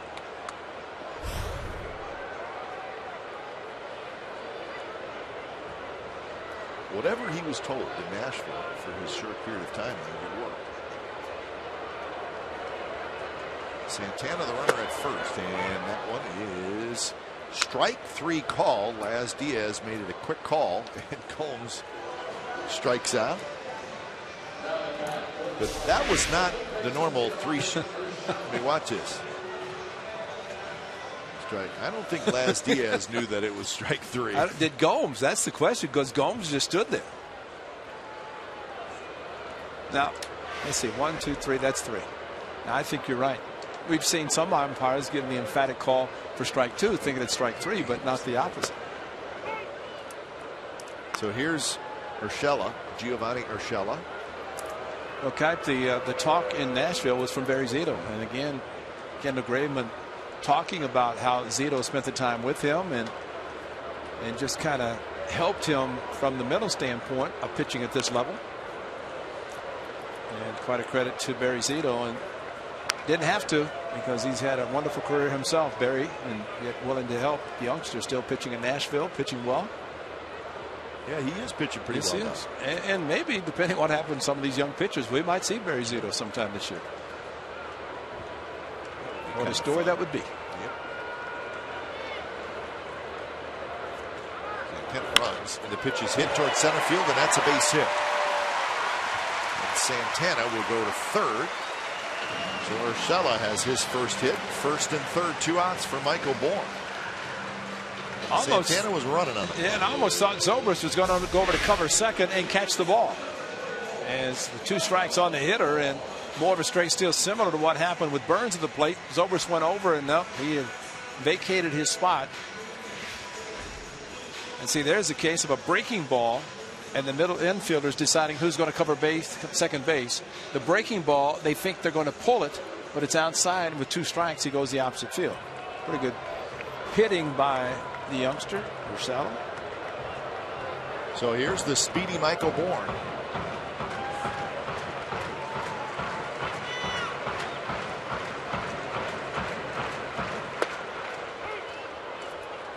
So Bourne takes the first pitch for a strike. Graveman now over 100 pitches. Bourne has grounded out and he has walked.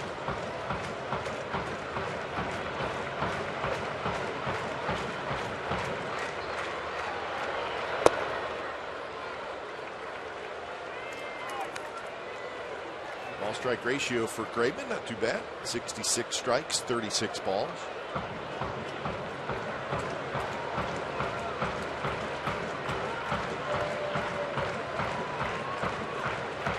He's had to work his way out of a couple jams tonight. And now it's 2-1 as the runner at first. Urshela broke like he was going to go to second and then stopped. Well, this should be, if he decides to run, it would be a throw through to second base. No reason but first and third worry about Santana, and especially try to throw out the base runner, especially with a cannon that Fagley possesses and his ability to throw. And Bourne swings and misses at an off-speed pitch, 2-2. On a breaking ball that Brandon Moss struck out, and Bourne has to be wondering. He walked his last at bat, was grounded out to the first baseman his first at bat.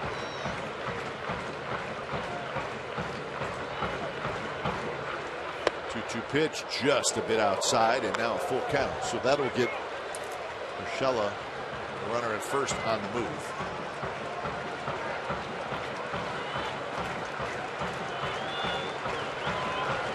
Mike Davis will play behind him.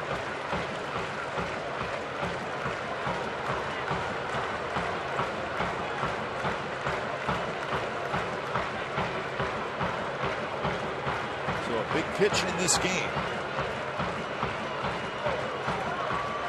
Graveman's ready, so is Bourne. And he laid off a breaking ball down and in. And for the second time, Michael Bourne walks, and for the second time, Kipnis is going to hit with the bases loaded. Question is, will he hit against Graveman or Pomeranz? And I think just to answer the question, maybe. Yep. So Pomeranz is coming in here in the bottom of the 6th inning of a 1-1 game. So Kendall Graveman pitched well tonight, but he will not get the win. It's time for a change. Think Speedy Oil Change and Tune-Up. Get your oil change, tune-up, and smog experts.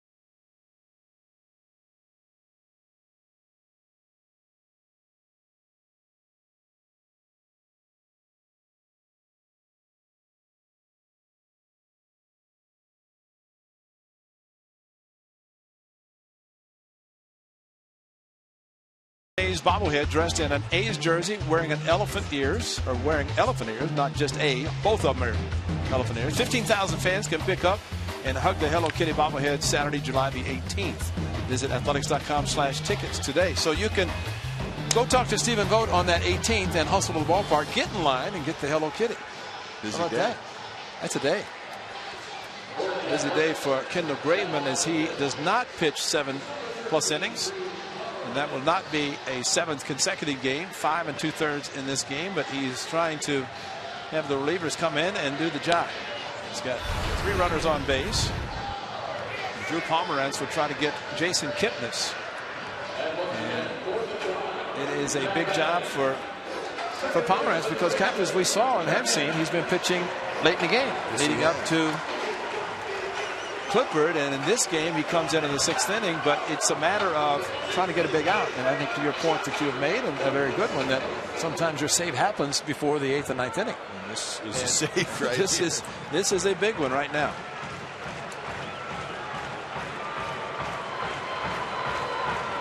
So Pomeranz to face Kipnis with the bases loaded in a 1-1 game.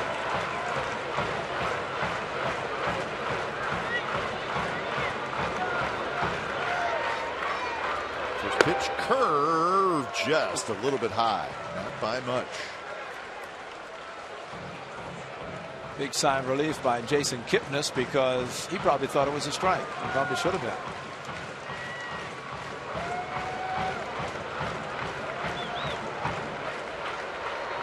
Another curve. Missed again. 2-0. Well, the thing about Pomeranz, he can throw the curve to back up instead of a hitter looking fastball, and I don't know what's wrong with him, to be honest. I know that Laz Diaz's strike zone has been up and down, a little questionable, a couple of fastballs down. So now 3-0.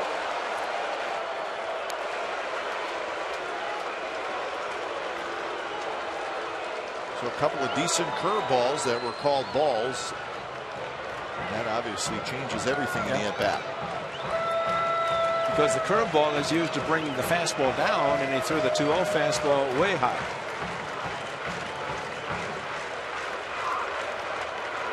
Is right there for a strike. Good pitch there by Pomeranz. He's going to have to do it again. I'm sure he will. Now that's a big time pitch there to be able to throw right down the middle. And for Kipnis, you'd have to think he is an aggressive leadoff hitter, not one that may force him to try to throw 3 consecutive strikes. We will see.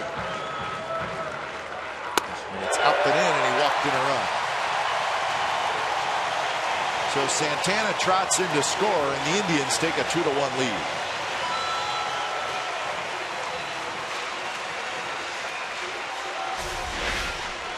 Not even close with this 3-1 fastball, and reared back, but did not follow through and finish through like he had done in the previous 3-0. See how he stayed back, and it was up.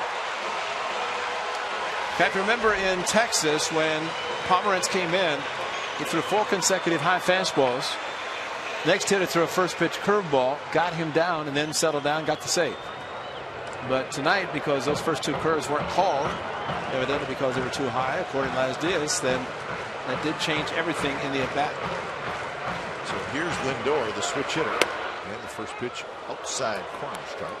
So he'll finish inside and finish hard with a fastball to right-hander. And unfortunately, it's just one of those things about a specialty, and a left-hander on left-hander. Pomeranz has had better success against a right-handed hitter.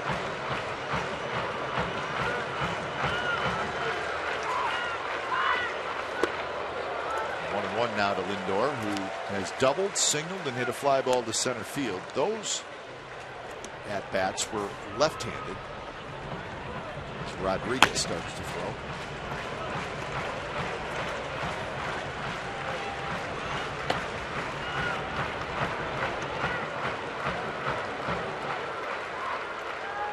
Curve, missed again. Pomeranz. And well, Laz Diaz is doing this, and he's putting on a really lame show. That's lame. That's terrible. And I think Pomeranz knew that pitch wasn't a strike. He knew he didn't finish. It was actually outside. It's not about the umpire. Putting on a show. foul back. Well, this is the curveball that Pomeranz threw, and I don't know if maybe he's frustrated on the previous ones. So he asks a little bit.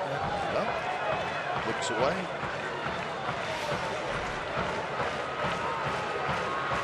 So 2-2 the count.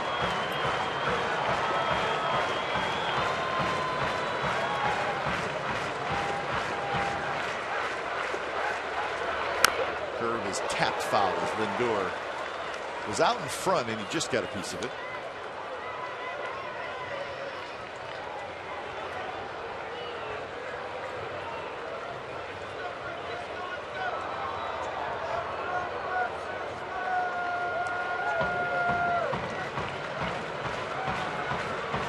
So 2-2.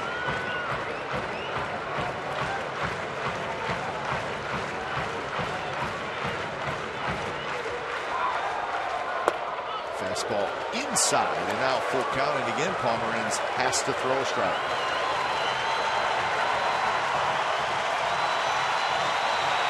This inning started with a bloop base hit by Santana, a fly ball to left field, a strikeout, and then a base hit, a walk,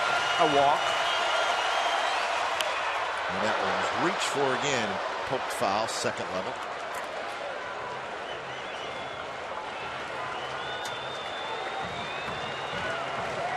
Good battle here. Pomeranz and Lindor a run in for the Indians.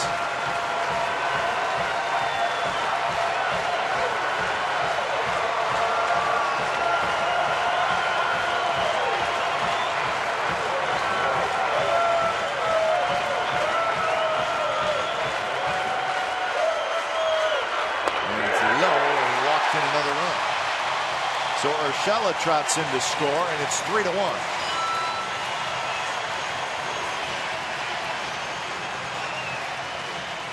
Kurt Young's going to chat with Pomeranz. You know, both times 3-2, and then overthrowing the 3-2 fastball down and in.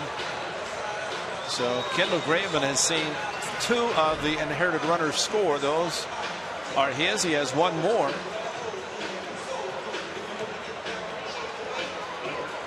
So Brantley another left-hander, and Fernando Rodriguez continues to warm.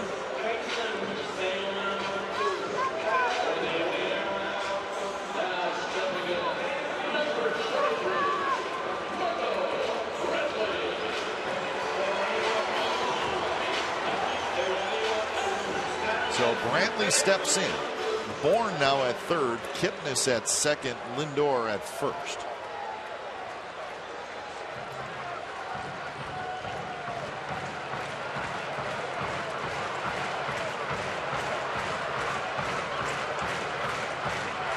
Pitch to Brantley, a curve, line center field, base hit. 2 runs are going to score, and Brantley gets the big hit, and it's 5-1 Indians.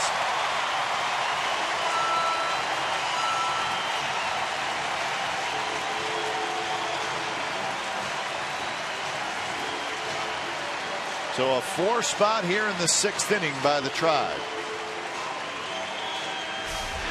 First pitch curveball, and just kind of a get me over curveball. Brantley all over it, and lefty on lefty. You see the knuckle curveball thrown by Pomeranz, and that's a big hit after 2 walks. They hit it to center field. And well, just to try to get the 3rd out of this inning has not been easy for the Athletics. And to think that it was a 1-1 game with 2 outs and a runner on first, and all this has happened since.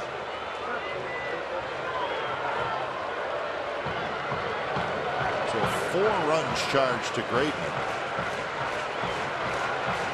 And that's too bad because he really pitched better than that. Here's Murphy.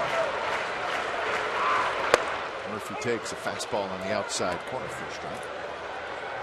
So 9th man to bat in the inning is David Murphy. It all started with Carlos Santana's hit. It's over. He's playing in shallow right field and still cannot get to it. And it's 0-2.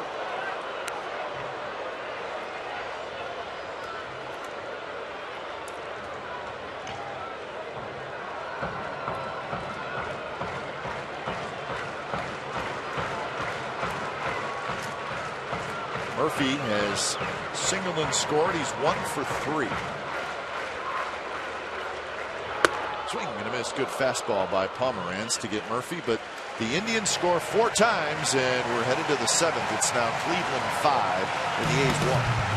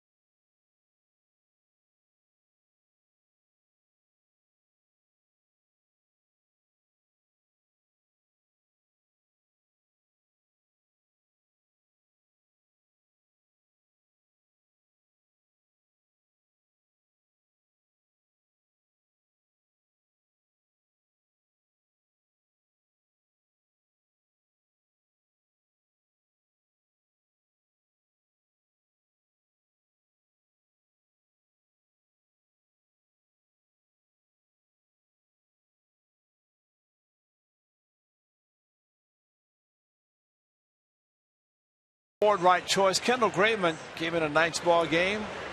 Pitching very was. Last 6 starts, 7+ innings. 2 or fewer runs. But tonight all that changed as he pitched well. Broken back to him with Gomes. Gomes would get him a little bit later with a double scoring a run. He got Brandon Moss with a couple of runners on base, but pitched extremely well.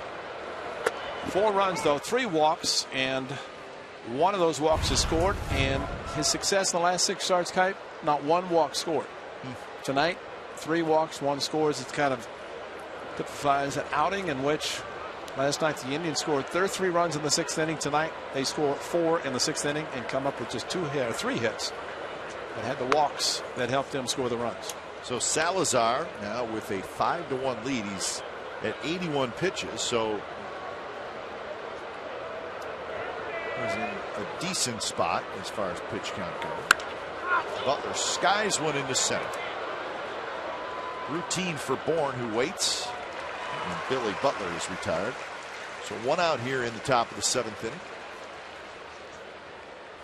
The batter for the A's, number 17, the Rays are leading the first place Astros 3-1. That game in St. Petersburg, and that game is in the 8th inning. And Houston has the Angels very close in their rearview mirror. And maybe more than just the Angels, because a few clubs playing well in the Western Division and A's many opportunities to pick up ground themselves, but have not been able to do it. Mike Davis is retired. So 2 outs here in the 7th. McAllister and Jabzinski.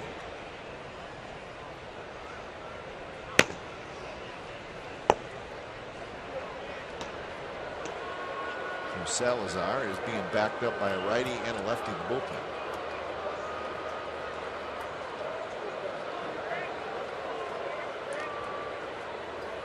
The first pitch to Lori is in for a strike. Did you see the height of that one? That was a high strike. We needed that last half. That's right. The curveball seemed to be maybe a little bit lower than that. Those first 2 thrown to Kipnis.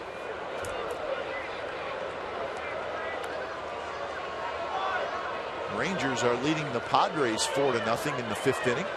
Both those teams have lost 5 in a row. So interleague matchup down in Arlington. Rangers and Pods. High fastball, and it's 1-2. Laurie is 0 for 2. He's grounded out twice to third. A little bit higher fastball this time, a lot of velocity, and Laurie never sees a fastball he doesn't think he can hit. I'll get you that t-shirt, Ray. That's a good one. 2-2 the count. The Angels and Mariners will play tonight in Seattle. That'll be game 2 of that series. Seattle won last night 7-2, getting Felix Hernandez his 11th win.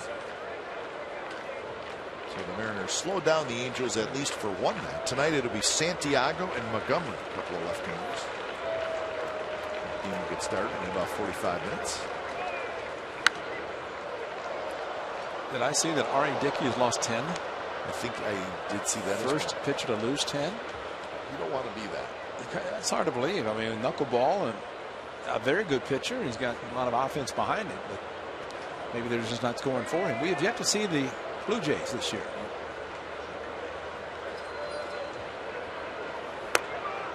Just touch outside. 3-2. Close pitch.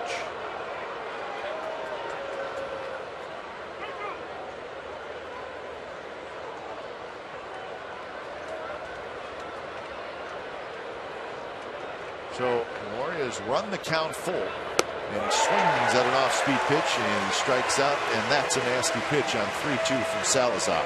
6 strikeouts, and we have reached the 7th inning stretch from Cleveland. 5-1 Indians.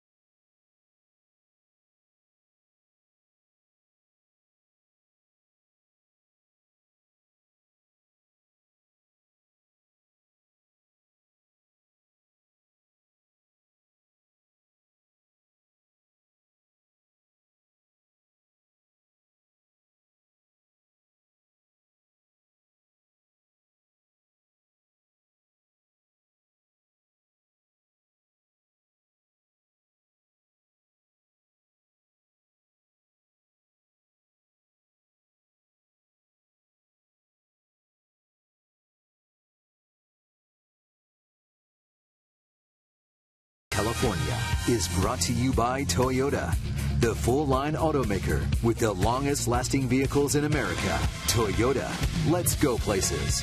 And by Xfinity, home of the most live sports.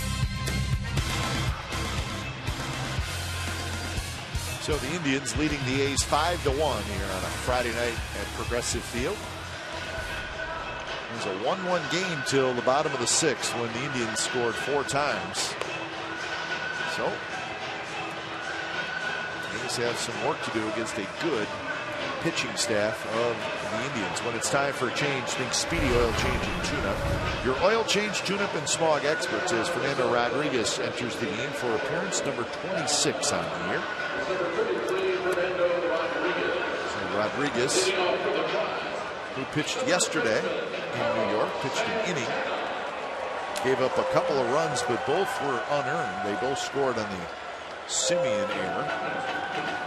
So Fernando back out there tonight, and he'll face Santana, Moss, and Gomes in the bottom of the 7th inning.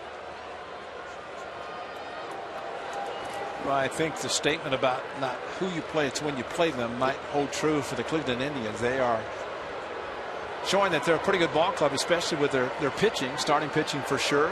Bullpen, I'm sure we're going to see maybe even the last couple of innings, but starting pitching has been just good enough for them to keep them in games and put up a big crooked number tonight as it did last night.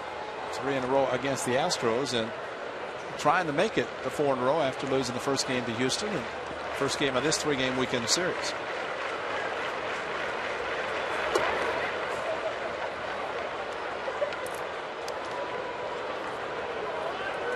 Starting pitching for the Indians has gotten rolling about the last month and a half, and it is a good group, and it's a young group.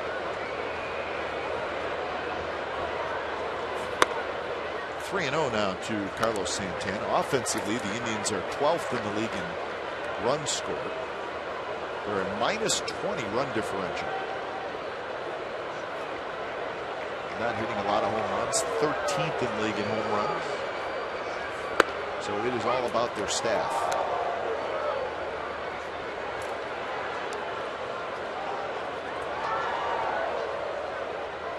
Santana is 2 for 3, couple of singles and a run scored tonight. Big swing by Carlos Santana. They're going to need a little bit more from Santana in the second half. His batting average at .215 coming in. He does have 38 RBIs. As a catcher, acceptable. First base, a little bit different. Yeah. Of course, he can catch in emergency, but more of a first baseman now with Gomes as the everyday catcher. And that pitch not close with a fastball, and it's a leadoff walk to Santana. Well, for the Athletics yesterday in New York, they pitched well. Fernando Abad, big strikeout. O'Flaherty did a good job, got a strikeout there. Fernando Rodriguez did a very good job, strikeout of Gregorius. You also got Brett Gardner, the All-Star. Those pitches were down, and the pitches that he just threw to Santana, with the exception of a couple of the fastballs, were all elevated out of the strike zone. Moss takes high, so another pitch high, and Fegley sees it. So he'll chat with the big right-hander. And his bullpen still the second highest in the American League, but better the last 18 games, so they have gotten better. I still think, Ray, they have gotten better as a whole, but they're still looking to line things up after Clippard, and I still don't think Bob Melvin has an idea of who can I officially go to in the 8th inning. And that one hit toward right. Softly, Reddick is in. And even bringing Pomerantz in the 6th inning in this game, and used O'Body, used O'Flaherty. He wanted a lefty, and so he goes to the guy who's been doing a great job in the 8th inning, 7th and 8th inning, and he can't throw a strike the first 2 batters, or maybe first 2 pitches might have been strikes, but were called balls. But to the bottom line, he brought in the best guy he thought could get the 3rd out of the inning and keep it a 1-run game or a 1-1 game. If you don't have some type of alignment in your bullpen and pretty specific roles for each guy, it's very difficult on a manager. I mean, it is very difficult. And when the roles are established in the bullpen, when that phone rings, guys know. Yep. They don't even have to wait to be told. It rings. They know the inning. They know the job. And they go in and get it done. And the A's have had that the last couple of years. Last year, of course, Gregerson was the setup guy for Doolittle. Before that, Balfour did a great job closing, and Doolittle. And I mean, everybody did a great job. Just everybody knew the roles. They did the job. And just this year, it's been a little bit more difficult for the Athletics.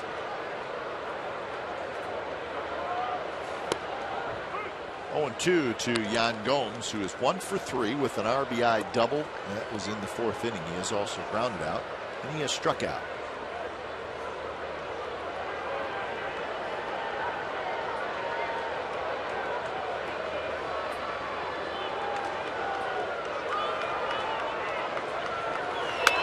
Good swing there by Gomes. He got a fastball, and he swung at it like he was looking for it.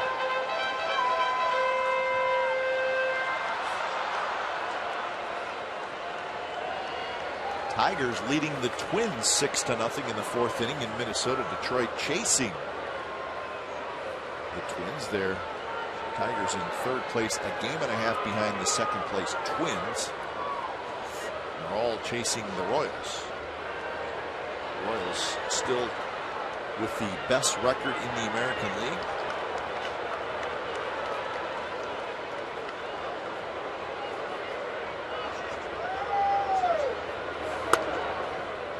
Pitch that's high, so 1-2. And while he will not hit as well as Alex Gordon, Gerard Dyson will add the speed, and he can play some defense. So they will have a very good defensive outfield. That just makes Alex Gordon for 6 to 8 weeks.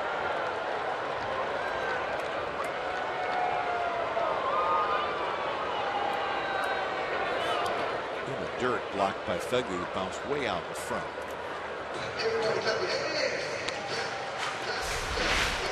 Well, they keep going back to Marcus Jensen doing a great job working with the catchers, and that is when he becomes very proud of the work they put in with a block like that. That's a difficult pitch to block with a curveball that far out in front of the plate.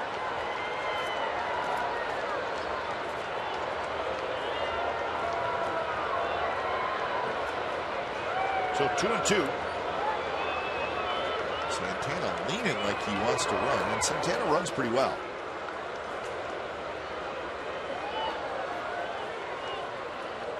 Think he ever goes down to the Rock and Roll Hall of Fame just to hear himself sing? Sure. Play the guitar. I mean, Carlos Santana, a name like that in Cleveland, the Rock and Roll Hall of Fame. This is Carlos. You got to walk in there like every homestand. Drop your name. And he runs. And the pitch is strike 3 called, and Fegley had it pop out of his glove, so it's a strikeout, but a stolen base for Santana. Well, and Fegley was just hoping to be able to catch the ball because of his gun, and the transfer, actually catching the ball right there. He's getting ready to bring it up, and maybe thinking about it, he saw Santana was running, and Santana chugging along, looking back, and no throw as Fegley could not hang on to the ball. So 2 away for Urshela, who singled and scored in the 6th inning. He's 1 for 3.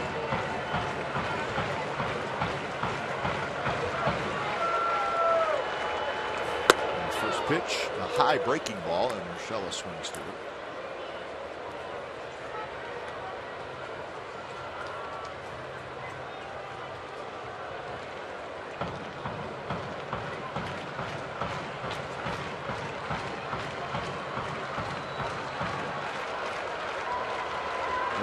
Santana on. He's got a huge lead, and another nice block by Fegley. And those pitches are bouncing about 3 feet out in front of him. And a curveball in front of you, close, it's easy, but way out in front, you're just trying to throw your body in front and keep the glove down, the mitt down, which he does, but fortunately able to see how he cups his shoulders. That's the proper way to block a ball, because you're trying to keep it close, which he does. It's great technique. I mean, it's textbook. Foul back. Urshela with a big swing.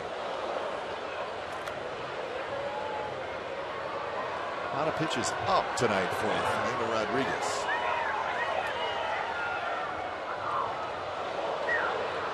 Just think when they had the high mound and Bob Gibson had the 1-1-2 where they could just go straight down. I don't know that anybody ever threw high pitches at that point. Now the mound is flatter as a result of that great ERA in 1968, and sometimes the downward plane is a bit more difficult for pitchers. Some mounds look flat. I mean, they really do. And they're not. They have some elevation, but boy, you can imagine what it used to be and how much easier it was for a pitcher to throw down in the zone. Fegley again. 2-2 the count. Each time he throws the curveball and bounces it, Fegley makes the play. He comes back with another fastball. And if he's going to throw that many curves, he might as well throw it again. 2-2. Because right now, Urshela is sitting fastball. And he has that fastball every time the curveball has been thrown in the dirt.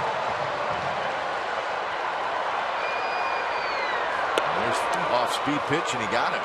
So he went away from the fastball, gets a big strikeout. So leadoff walk, but no damage done, and we're going to the 8th. It's the Indians 5 and the A's 1.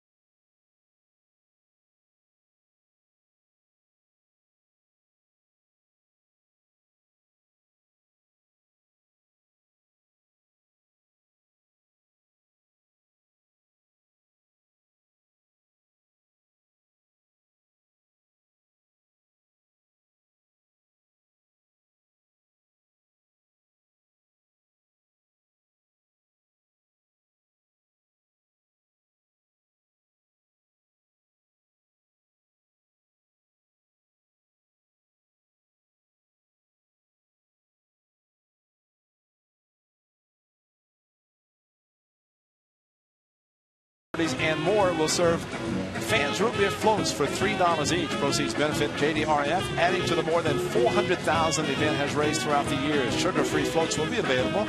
Special thanks to Dreyer's Ice Cream, Whole Foods Market, and Zevia, the zero-calorie soda. For product donations that they, of course, gladly give. Admission is free with a game ticket. That's the Rock and Roll Hall of Fame, actually down on the lake, where old Municipal Stadium used to be. It's worth a trip in there if you come to Cleveland. Top of the 8th inning with the A's trailing 5-1. Phegley leading it off as Danny Salazar is still out there. He's thrown 92 pitches. He's got 6 strikeouts. He's walked with 1. He's only allowed 3 hits. Same 2 out in the bullpen, McAllister and Chipsinski.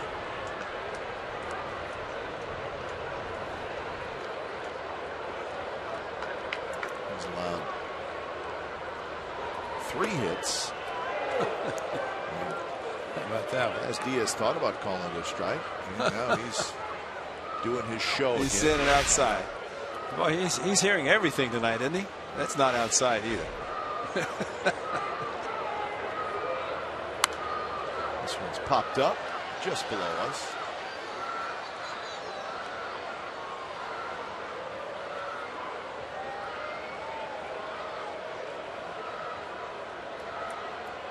Here's the pitch breakdown. He's been pretty consistent tonight, Danny Salazar. 10 last inning probably gave him a chance to go out in the 8th inning. That's why it's maybe batter to batter.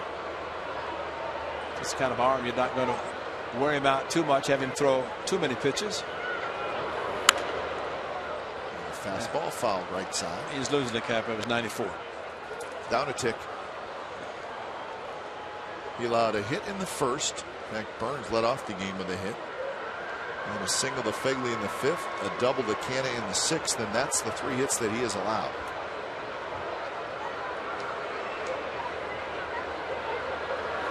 And he got him swinging. 7 strikeouts. Well, join us tomorrow. This series will continue here in Cleveland. It'll feature Chris Bassett and Carlos Carrasco. Complete coverage is at 3 p.m. It starts at 3 p.m. with A's pregame live, and then the ball game at 3:30. Remember, home of A's baseball is Comcast Sports Net, so that'll be tomorrow. 3:30 game time. With A's pregame live at 3, back to the Bay Area. 1-1 to Marcus Semien. And a day game on Sunday, and then the All-Star break.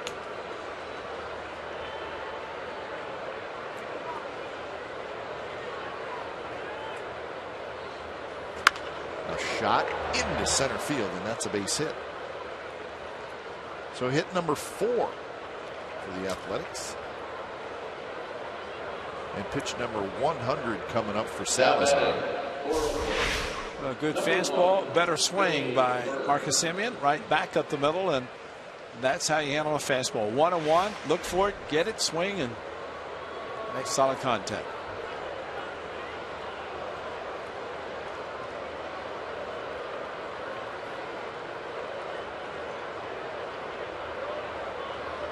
So top of the order in Burns, 1 for 3, and he swings at that hard slider, counting in.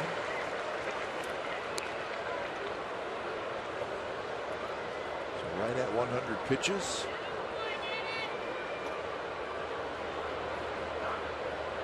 I would say, Ray, he's used his fastball well. He uses it a lot. He probably learned a lesson after the 3rd pitch when Billy Burns hit a breaking ball to left field. The double play, they did. So the speedy Burns is called out on a very close play at first base. Bob Melvin may want to take a look at it as he's a couple steps out in front of the A's dugout. Well, they run so fast, and the jump did it.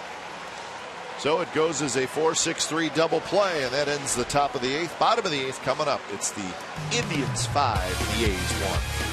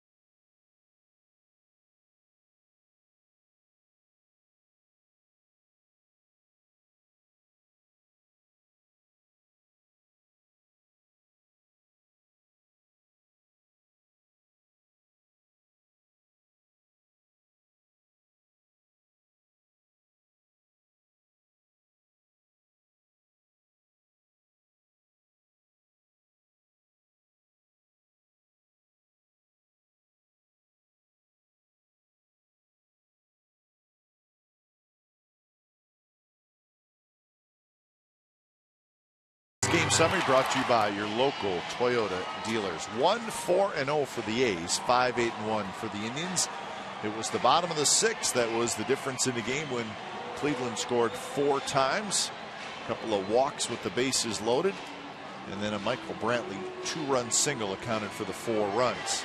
So Graveman allowed 4 runs in 5 2/3 innings. On the opposite end, Danny Salazar has been very good. Just 1 unearned run in 8 innings.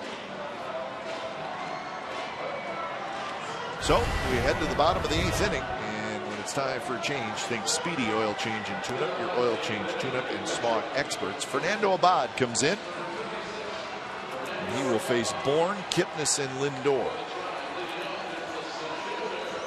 So Abad, as we showed the highlights earlier, pitched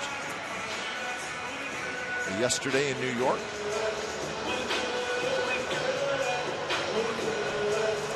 This is 3rd day in a row, Ray. I think it is. Yep. Yeah, he gave up the home run to Drew on Tuesday night, or Wednesday night at Yankee Stadium. We remember that one. And then came back yesterday throwing hard. But he's bothered over the weekend, as we mentioned. He was doing some conditioning, exercising, and an exercise ball and moved on it. It can be dangerous. Put his back. But he's throwing hard now like nothing is wrong, which is good to see, and especially using his good fastball. Facing the left-handed hitting Bourne, who has walked twice and scored a run. He has also grounded out. Bottom of the 8th. Good slider, first strike, 0-2. Tampa Bay Rays won that game over the Astros. 3-1 is the final score down in St. Petersburg. So the Houston Astros have lost 4 in a row. And the Angels are now 1 game back. The Angels will get their game going in just a little bit. So tough times right now for the Astros. Really the first time they've struggled this year. Foul tip in and out of the glove of Fegley.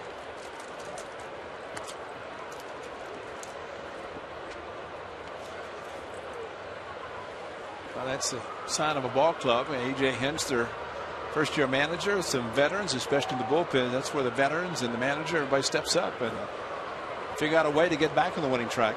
Those are the times in a long season that can happen. So Bourne swings at a high fastball and misses it. So for the A's pitchers tonight, that's 10 strikeouts. If the Astros are doing, and let other clubs getting back in to the division lead. That's a good elevated fastball. This one very good, striking out Bourne.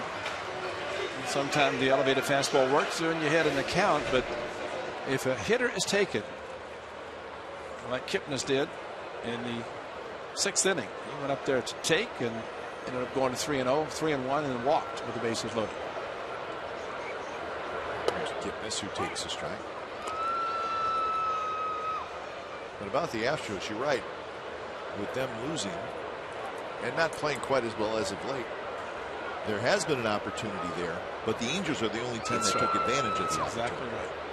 A's did not, Mariners did not, and the Rangers did not.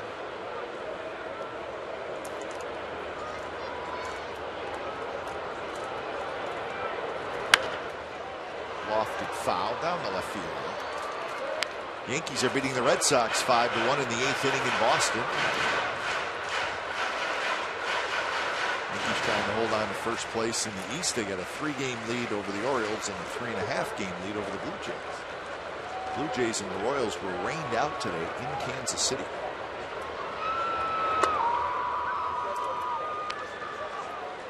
I was told that in Cleveland, Ohio, they had the most rain they've ever had, 10 inches in the month of June.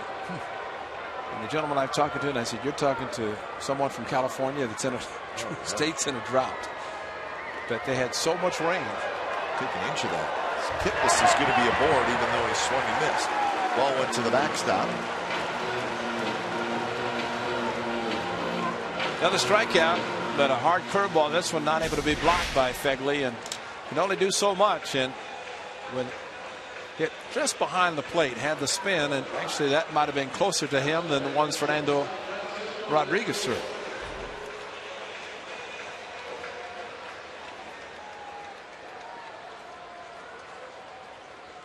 So with Kipnis aboard, he's on base for the 3rd time. Here's Lindor, who is 2 for 3, single, double, walk, and an RBI.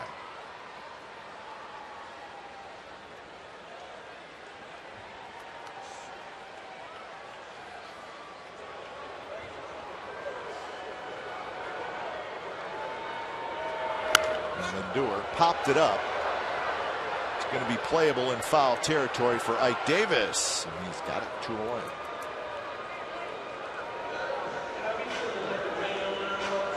Bring up Michael Brent. Did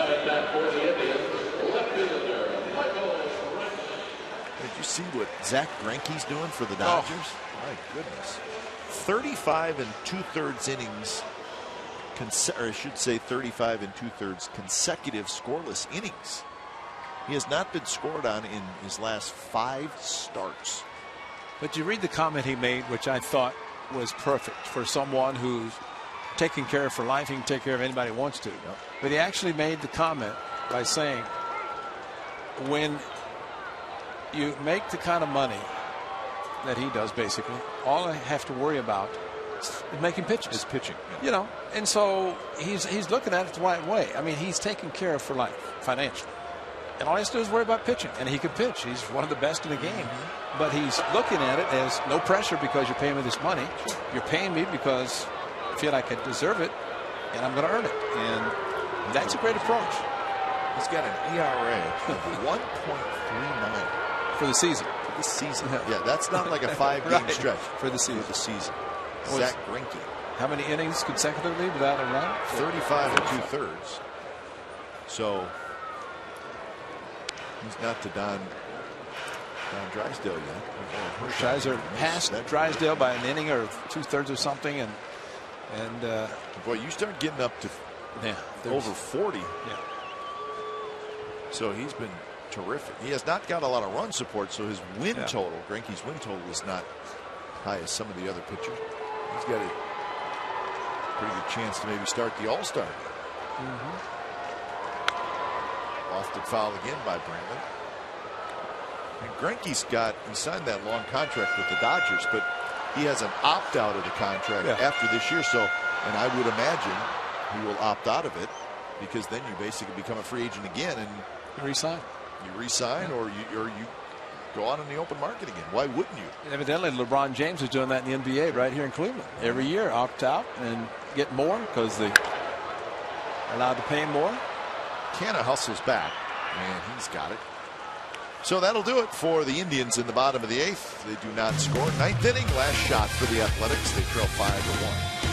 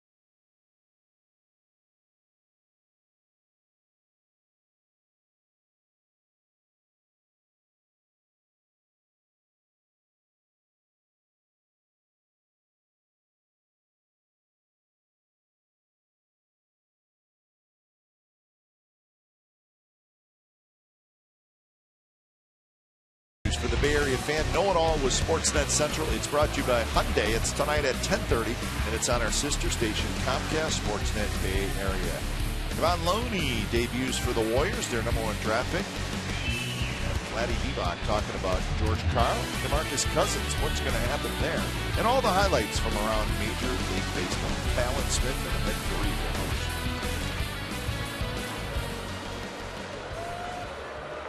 Gentleman has seen a few Indians games in his time. Right now, he just wants the fireworks to start.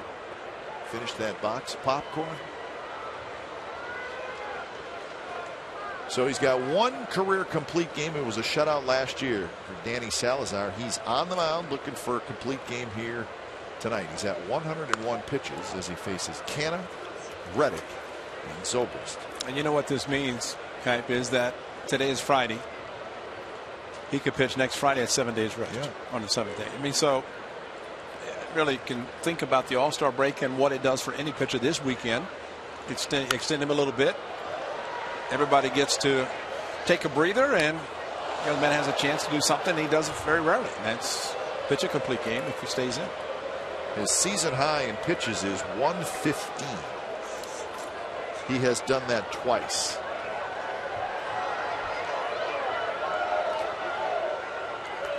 Salazar is standing on the rubber. He is ready, and he's been ready. Canna finally steps back in.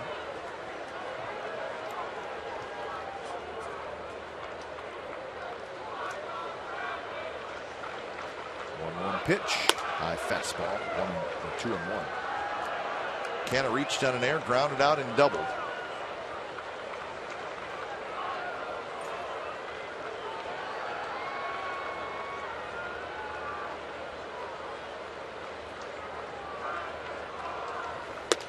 The good fastball, still pumping it in there. 95 miles an hour. And it's got just enough movement. And what makes it even more special is the fact that hitters know it's coming, and they're still having a difficult time catching up to it. That's Cody Allen. He's the closer.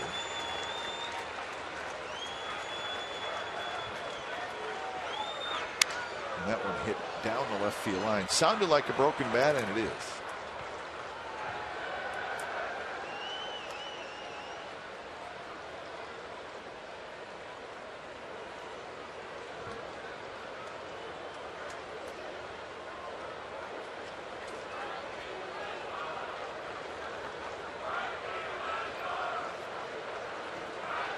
Hey, who's that guy?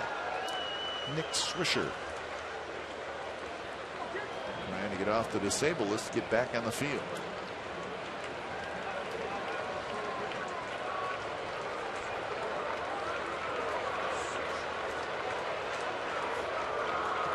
Mark Canna's a violator right now, by the way.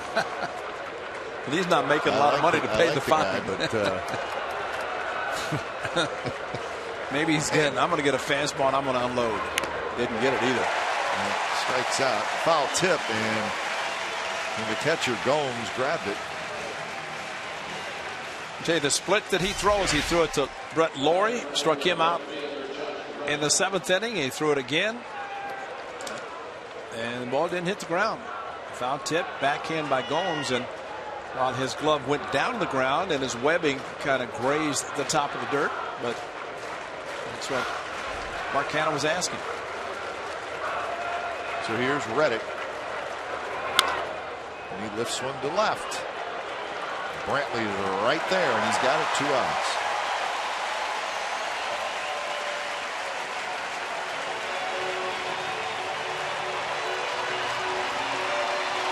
So the crowd rises to its feet as they have watched Danny Salazar throw a terrific game tonight, and he's trying to finish it off.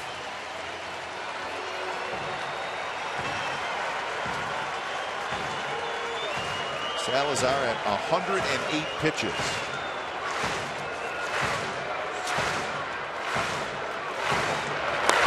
First pitch a bit outside to Zobrist.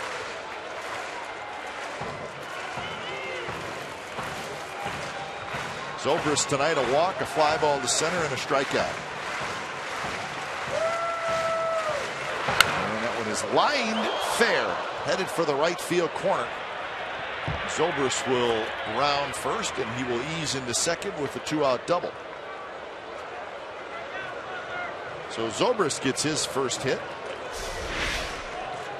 Another fastball right there, and Zobrist. Again, you look for it, and you might as well swing. You're down 4 runs, and if you're down by a run, you're trying to make him throw a strike to get a base runner, but it's a little bit different situation now for the ball club. And, you know, right now it's not a safe situation. Cody Allen loosening in the bullpen. And a couple of things. Terry Francona probably try to get a complete game for Salazar. And also not have to bring Allen in if he doesn't need to. First pitch to Butler. Swing and a miss. Fastball. Down below the knees, and Butler swings and misses. It's all about adrenaline this time of the game, and that helps a pitcher. He knows he's got a full week's rest.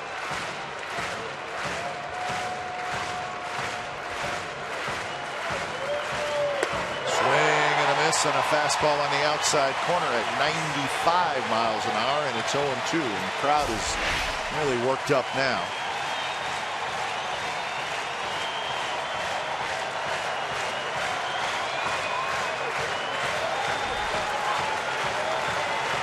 He may throw him the split.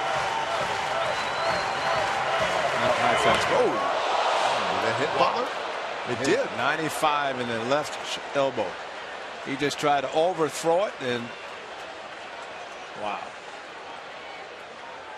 Yeah. Tying run in the on-deck circle, and I don't think Terry Francona wanted to make this trip, but looked like his foot slipped a little bit, hit him in the left elbow, and Gomes reacting the way Salazar did, and these fans the same. Over 28,000.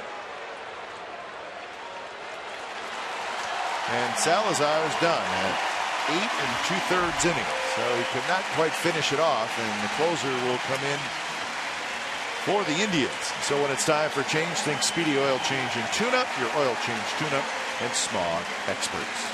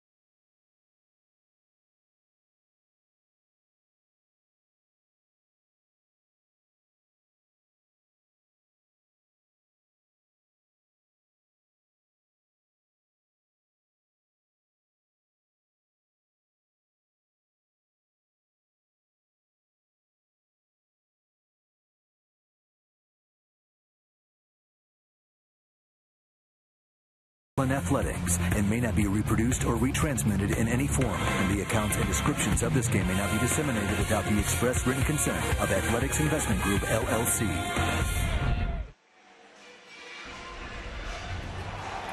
So Danny Salazar goes 8 2/3 innings, and he was very, very good. He's got live stuff. Ends up striking out 8, walks just 1, and gives up only 5 hits. So looks like he's coming into his own. You know, to throw a 95, 96 mile an hour fastball and also throw a split finger fastball that looks very similar when it approaches the plate. And that's why it's been difficult on the A's hitters tonight. So Salazar ends up with 113 pitches. And the closer is Cody Allen. This is a save situation. Allen coming in with the tying run in the on-deck circle, so he has a chance to get a save. 2 on, 2 out. Ike Davis, the hitter.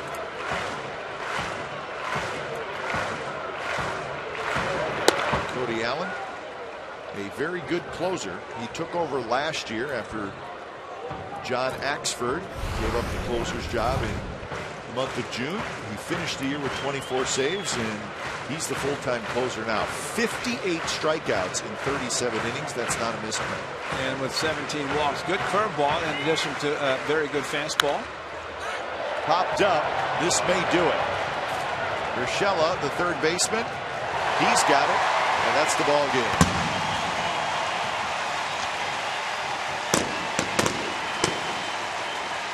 So game 1 of this 3-game series here in Cleveland goes to the Indians. They get more great pitching, and the Indians have now won 4 in a row. Took 2 hours and 59 minutes in front of 28,539 here at Progressive Field. Final score, the Indians 5 and the Athletics 1. You've been watching Oakland A's baseball on Comcast Sportsnet California. It's part of the NBC Sports Group. Don't go away. A's postgame live with Brody Brazil and Carney Lansford starts right now.